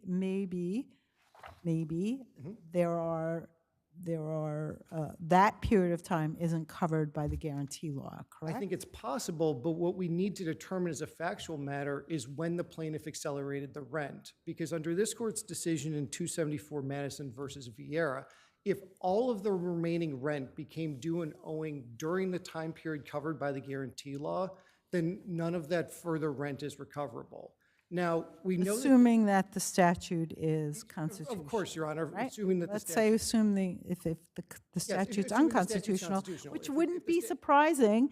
1, 2, 3 courts have found that, right? Yes, but looking at 274 Madison versus Vieira, we know that they've accelerated because they're seeking rent through the end of March of next year. What they haven't told us, what's not in the affidavit that they submitted, what's not in the record, is when they accelerated. It's our belief that they accelerated during the relevant time period such that 274 Madison versus Vieira applies. But that's among the many issues that we need to go back to the trial court to determine. So, Your Honors, if there are no further questions, we'll rest on our briefs. I thank the court for its attention this afternoon. Thank you.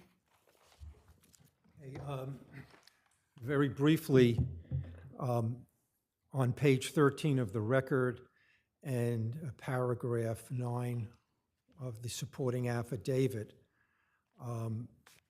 they carved out a specific number of $876,000 from the claim for the period of rent that was covered by the guarantee law, and they come up with a resulting figure of $2.9 million. And that claim, which is of record in the court below, is not countenanced, denied, mentioned, or contradicted by the 2-page affidavit in opposition. My understanding of the way a 3213 motion works is that it is a motion for summary judgment, and a party has to lay bare its proof in opposition. Well, they disputed that you should get anything, right? Because you accelerated during the term of the guarantee law. Well, and we don't know if that's right or wrong, right?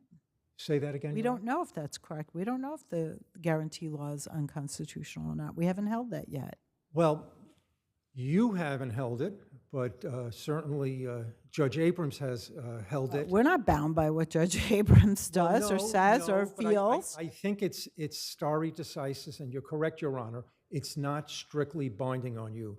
This court has the right to say, especially on constitutional issues, we don't have to follow it. But on its face, it's stare decisis.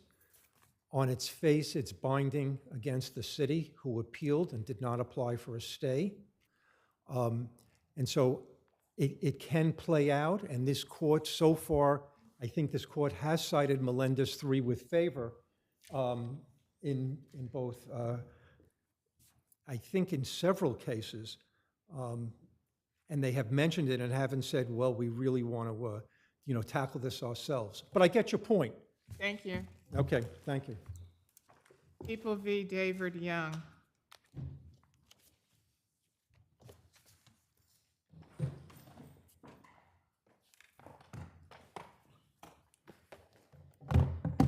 AKA Raina McKenzie. Thank you, Judge.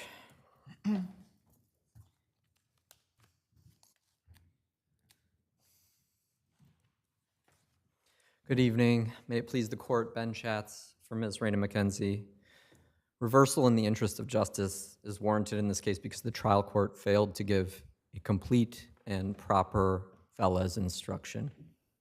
Specifically, the trial court failed to convey that an acquittal on the greater charge of attempted assault 1 required the jury to stop deliberation and to not consider the assault 2 count. This case is falls squarely within the legion of cases that have reversed in the interest of justice on this ground. The most recent case is People versus Herrera, a 2021 decision written by Justice Manzanet, joined by Justices Kapnick and Kennedy, among others, that held that under very, very similar factual circumstances where justification is the primary contention, that reversal in the interest of justice is required unless the Velez charge is properly. Was that claim preserved? These are never preserved claims. Okay, so the answer is no, the it answer wasn't is preserved. no, And what did the judge give the charge with respect to the top count? Yes, and that makes everything so much worse because, and if you'll indulge me for a moment, I have a roughly hewn demonstrative, which my... I don't know if we can even see. I was at the end of the day. This is the verdict sheet, okay? And this is what count 1 looks like, okay? It is a giant paragraph with the CJI Velez charge in all caps. This is back with the jury, just as the instructions were. Well, the part of this is because I think Judge Mandelbaum also gives a written copy of the charge, right? And so when the jury goes to the written copy and looks at attempted assault 1 and doesn't see a Velez charge, it doesn't stop deliberating, and that's the Well, counsel, I do take issue with your statement that these are never preserved. I don't think that that's correct. I think that my experience, and also as a trial judge, and also from the cases we've had, this is an issue that should be preserved. And so, when defense attorney is asked, will be asked about the jury charge, will be asked about the the verdict sheet. Counsel has to sign the verdict sheet. The defendant doesn't sign it, but the defendant sees it. The assistant district attorney also signs the verdict sheet. So at that point in time, if there's a problem, right, then you have to say something. You have to preserve it. You would have to object. I think that's a very fair point. I think you're right to correct me. I'm not suggesting they're never preserved. I'm sure there are cases where defense counsel does point this issue out. And they should be preserved. And the fact that it's not preserved, I think, does cause issue in terms of our addressing that argument. Well, since Velez, of course, in Velez it was not preserved, and in probably more than a dozen other cases this court has reached the issue in the interest of justice. And I think the reason it does that is because this issue is so fundamental to the outcome of the case.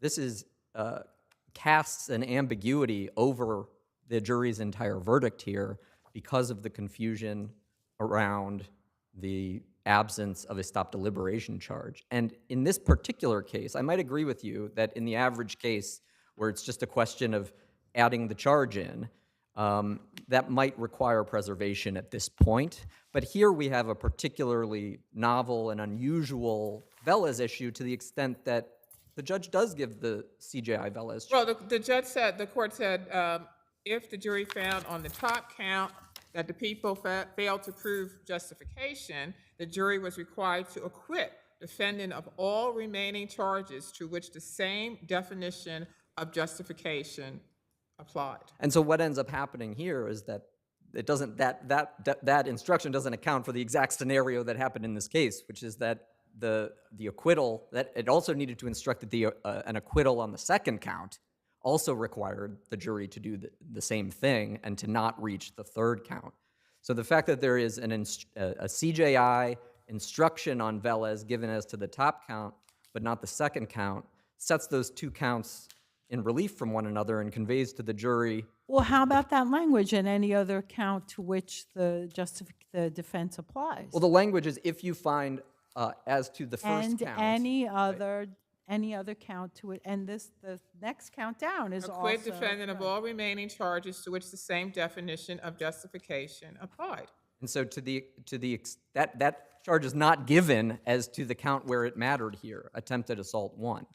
Did justification not apply to attempt assault 1? Justification applied to all 3 counts, but if the jury didn't acquit on the basis of justification as to the top count, if it acquitted because it just didn't find that Ms. McKenzie intended to kill someone, and then went down to the second count and fully deliberated on that count and reached justification, it would have no idea that it needed to stop deliberation if it acquitted her on that basis. But if the people fail to disprove justification, then they're not going to consider the other charges. They shouldn't, but the jury did not know that, right? But isn't that what the court instructed the jury? Just as to the top count. People failed to disprove justification, the jury was required to acquit defendant of all remaining charges to which the same definition of justification applied. And yeah, I mean, this is a visual, essentially, of the court's instruction.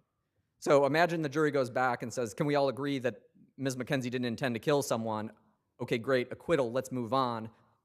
How do we evaluate the second count of the indictment? And it looks here, and it has none of the stop deliberations language. It needs that language under the second, it needs to have this paragraph also right here. So did the jury convict on the second charge? No. It didn't consider it, right? It acquitted on the second. Acquitted on the second charge, right? And then acquitted on the other 2 charges? And so we have the same ambiguity that we have in the other Velez cases, which is we don't know if the verdict reflects the stop deliberations principle. It shouldn't have considered the third count had it acquitted on the basis of justification on the second count. And the fact that that the jury acquitted on the 2 charges does lead you to believe that there was some issue and misunderstanding on their part in terms of the charge. Yes, because the jury could have not considered justification at all on the first charge. I think that's probably likely what happened, and didn't reach justification until it considered attempted assault 1 and didn't have the instruction that it needs to have. Thank you. Thank you.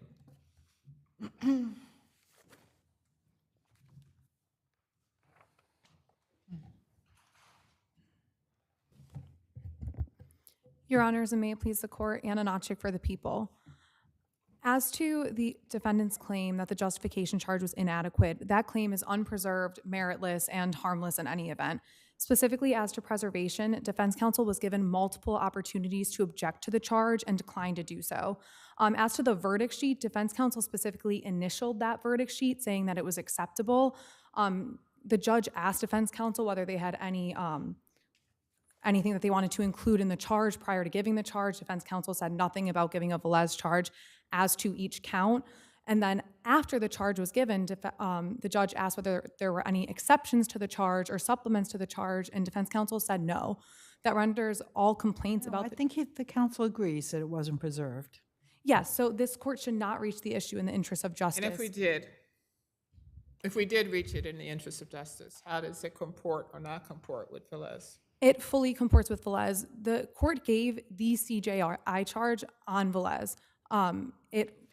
The CJR charge was changed after the Velez decision to account for Velez, and the court gave that charge. They gave the additional instruction regarding the weapons possession charge that if the defendant was justified as to the top 3 counts, the jury should then move on to the 4th count. This fully comported with Velez, and if there was any error, it was harmless given. Doesn't Velez talk about stop? Doesn't it say if you stop after the first count if you find that they disproved the justification? Wouldn't it require a stop or statement by the court to stop deliberating at that point in time and not consider the other charges? Well, that's what the charge here did. It said if you find the defendant justified as to as to if you find the defendant justified, then you should also find the defendant justified as to the remaining counts to which justification applies. That's the stop deliberations principle. And there's nothing in the counts themselves that would change the justification defense, right? All of the counts, the judge listed justification as an element, or that the people had to disprove justification as an So element. if it was disproved in one, that would have meant it was disproved all the way down, right? Right, Your He's Honor. just saying you had to repeat that instruction after the second charge. That is the argument. It's not required under Velez. Velez was the same charges as here, and this court never said you had to give it as to each count as long as the charge. Well, Velez kind of says that, you consider the top count, proceed to the second count if you find that the people fail to disprove justification. And then, so in this instance, what the court did was kind of lump everything together. Well, the charge as a whole conveyed that a justification finding on any count require the jury to find justification as to the all remaining counts that justification applied to. Just to quickly touch on defendant's excessive sentence point, I do just want to clarify that defendant is now serving her sentence as of August 28th in a women's facility. The length of that sentence is also not excessive given her criminal history and the fact that she has not shown remorse in the present case. Didn't the parties agree that the verdict sheet included a little bit of a confusing charge in it? This is a hard one to understand anyway. Shouldn't it have been there? Shouldn't this charge have followed after the second charge? Well, the jury charge after the second count. The only error with the verdict sheet was the inclusion of those two words "lack of," which is explained in our brief. But the rest of the charge is accurate. It says that if you find the defendant justified as the first count, you should move on. And then you should only reach the fourth count, which is the weapons possession charge, and justification doesn't apply to that. And that verdict sheet was also combined with the oral instructions, with the written instructions that the jury had. So let me ask you, right, on the oral instruction, the court says justification is an element of first three counts, which are the counts the counsel is saying should have in the written case. And the court said, and if there's any dispute, my oral instructions are what you should pay attention, right? It is thus an element of the first three counts that the defendant was not justified.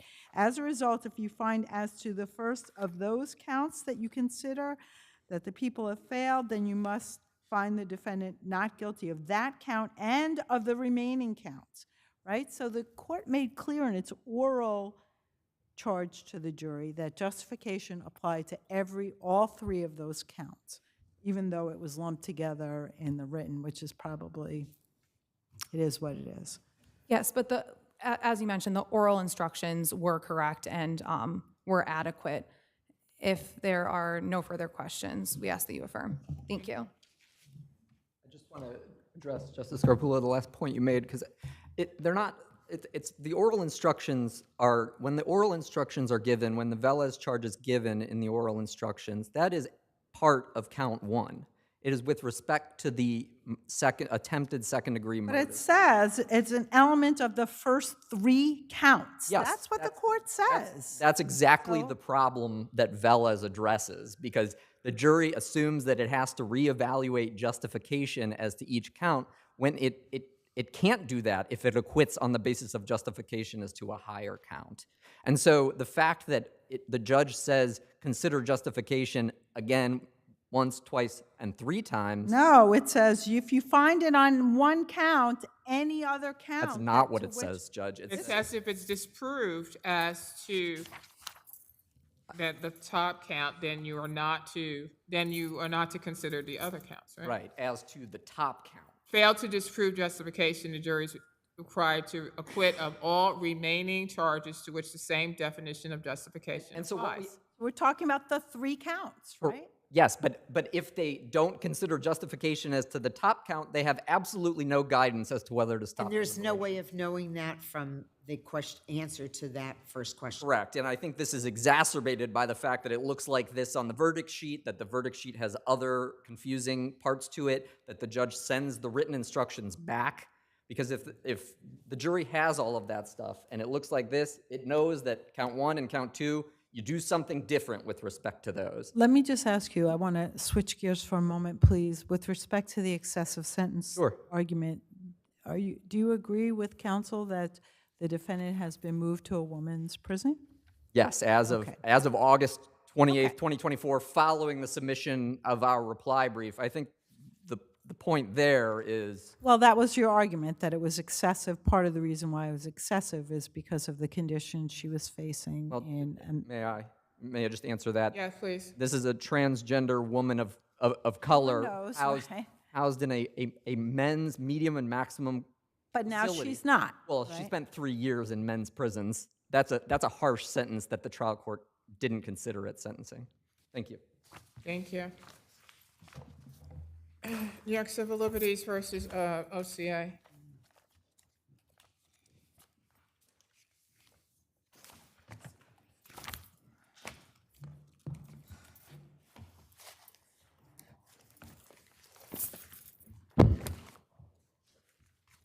You may proceed.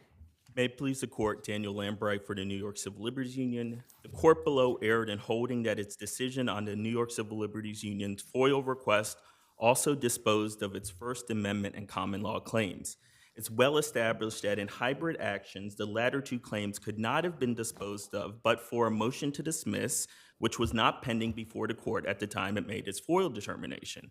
Appellate courts have consistently recognized that in hybrid actions, different procedural rules apply to the different types of claims.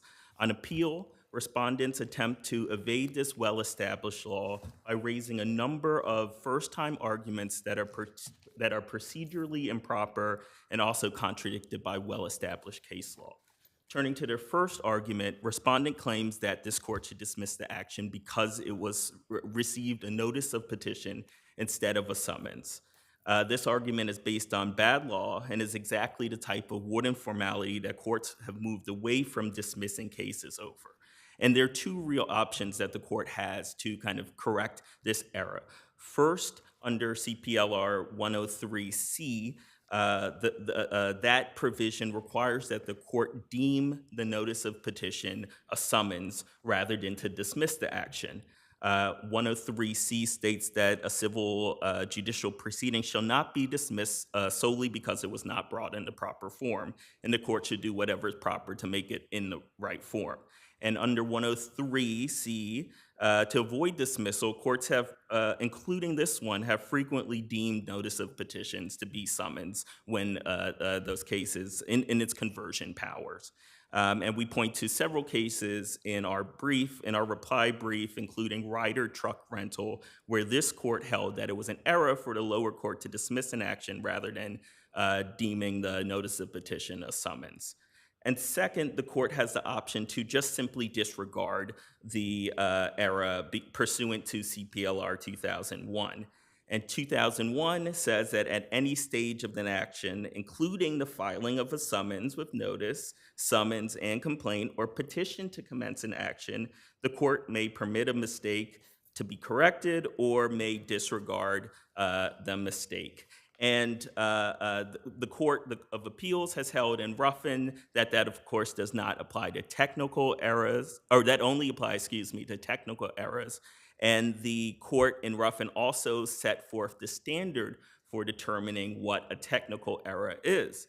And that standard depends on whether it affects the likelihood that the pleading will reach the defendant.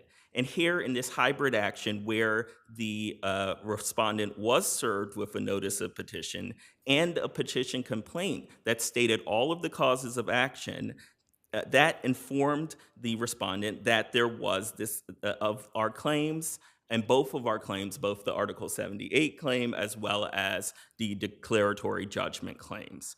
And additionally, this argument is waived and unpreserved.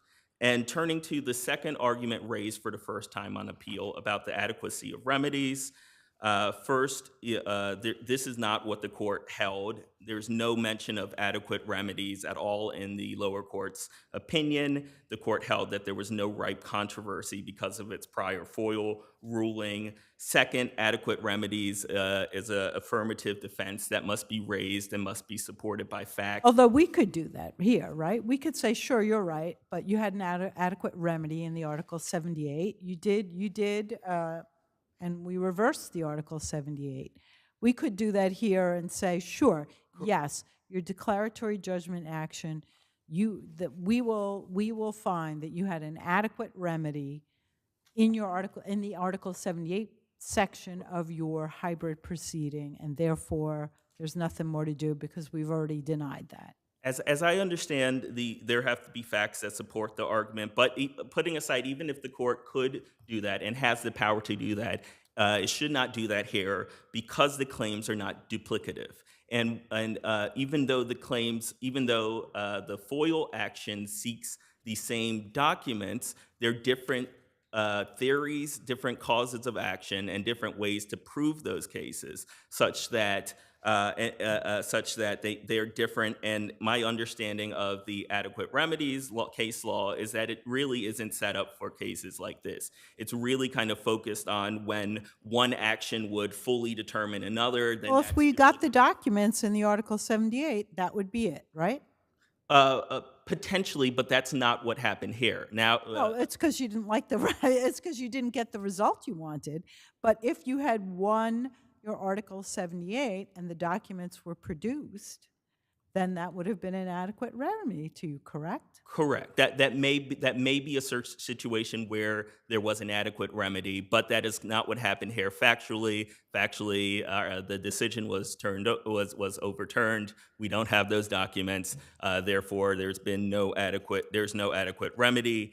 And finally, you have time on rebuttal. Thank you.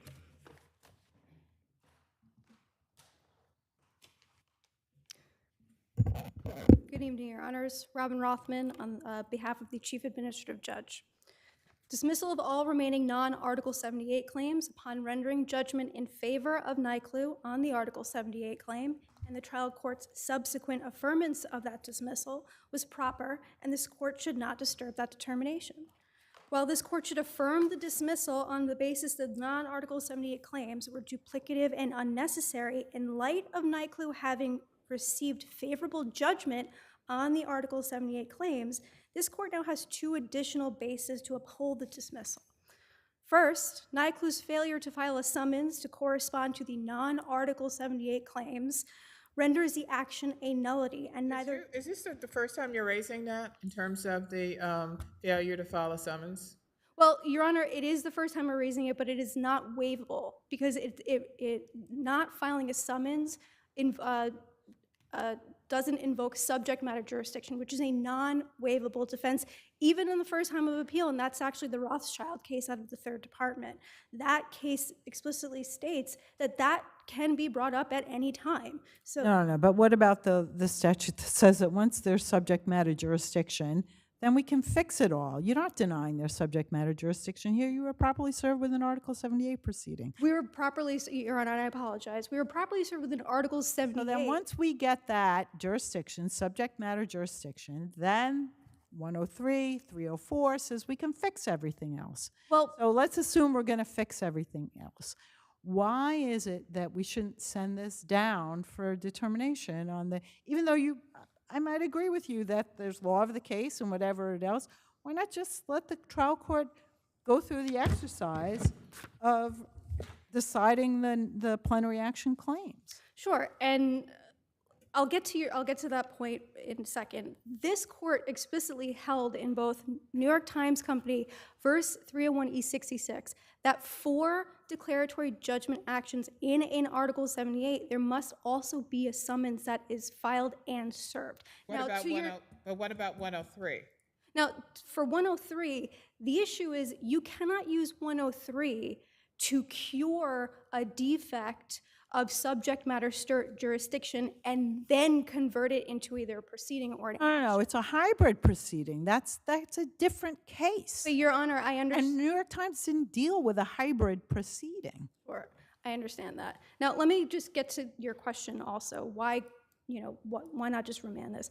Now, there's also the issue of privilege, which this court has already made the determination. The documents at issue, whether that be under the first cause of action or the last two causes of action, are privileged documents. And the fact of the matter remains, the decision that is born out of this appeal is a discovery decision, right? They served discovery. It was a discovery motion. We cross-moved to dismiss the claims. The first item of their discovery sought the documents which they're seeking in their judgment, which this court has already determined are privileged. Whether or not they're privileged under Article 78 or Article 31, they're still privileged and cannot be disclosed. So this court, if it were to remand it back, would still have to affirm that decision to deny motion to compel and then have some sort of determination or ask the These court. weren't judicial documents, right? Because they weren't filed in any lawsuit. So I don't know why we're talking about judicial documents. That's a different thing, right? Correct, and I think the record is very clear that NYCLU sought these records through the FOIL process, which in and of itself is a process to get administrative records. They don't dispute that the records were passed between the chief administrative judge, OCA, and judges. And this court has determined that that was an attorney-client relationship. And they've never been filed in a lawsuit. Absolutely not. The only time they were ever filed in a lawsuit was the time when NYCLU, my colleagues to my left, put that in their Article 78. But it was never put into controversy by OCA or by the chief administrative judge. So even if this court were to remand it back, it would have to first uphold the denial of the disclosure, but two, give an instruction to the lower court with the caveat, we've already determined that these records are privileged. Now to make a determination on the motion to dismiss. Isn't that the cleanest way to do it, though? You could, Your Honor, I would agree that that probably is the cleanest way. But again, like I said, there is no way for a likelihood of success on the merits here. The court would have to dismiss this case if this was remanded back. And again, if there's no questions, I rest on the brief. Thank you. Thank you, Your Honor. So I just want to be clear about what our claims are. So one, we allege that the denial of the FOIL request violated FOIL. And then two, we allege that the denial of the request independently violated the First Amendment and common law. And we've made the argument that the documents at issue are judicial documents.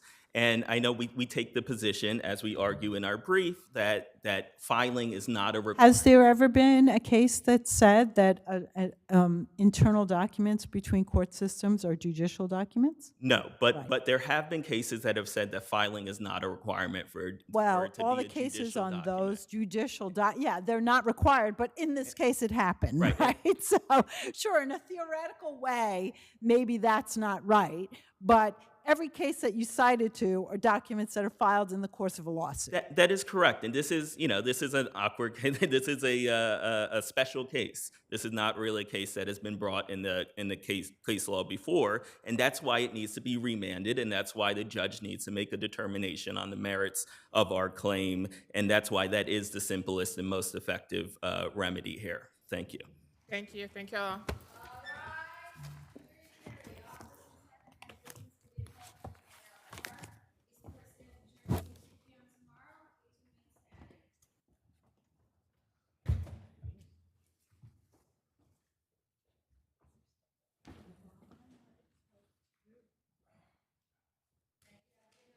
Thank you.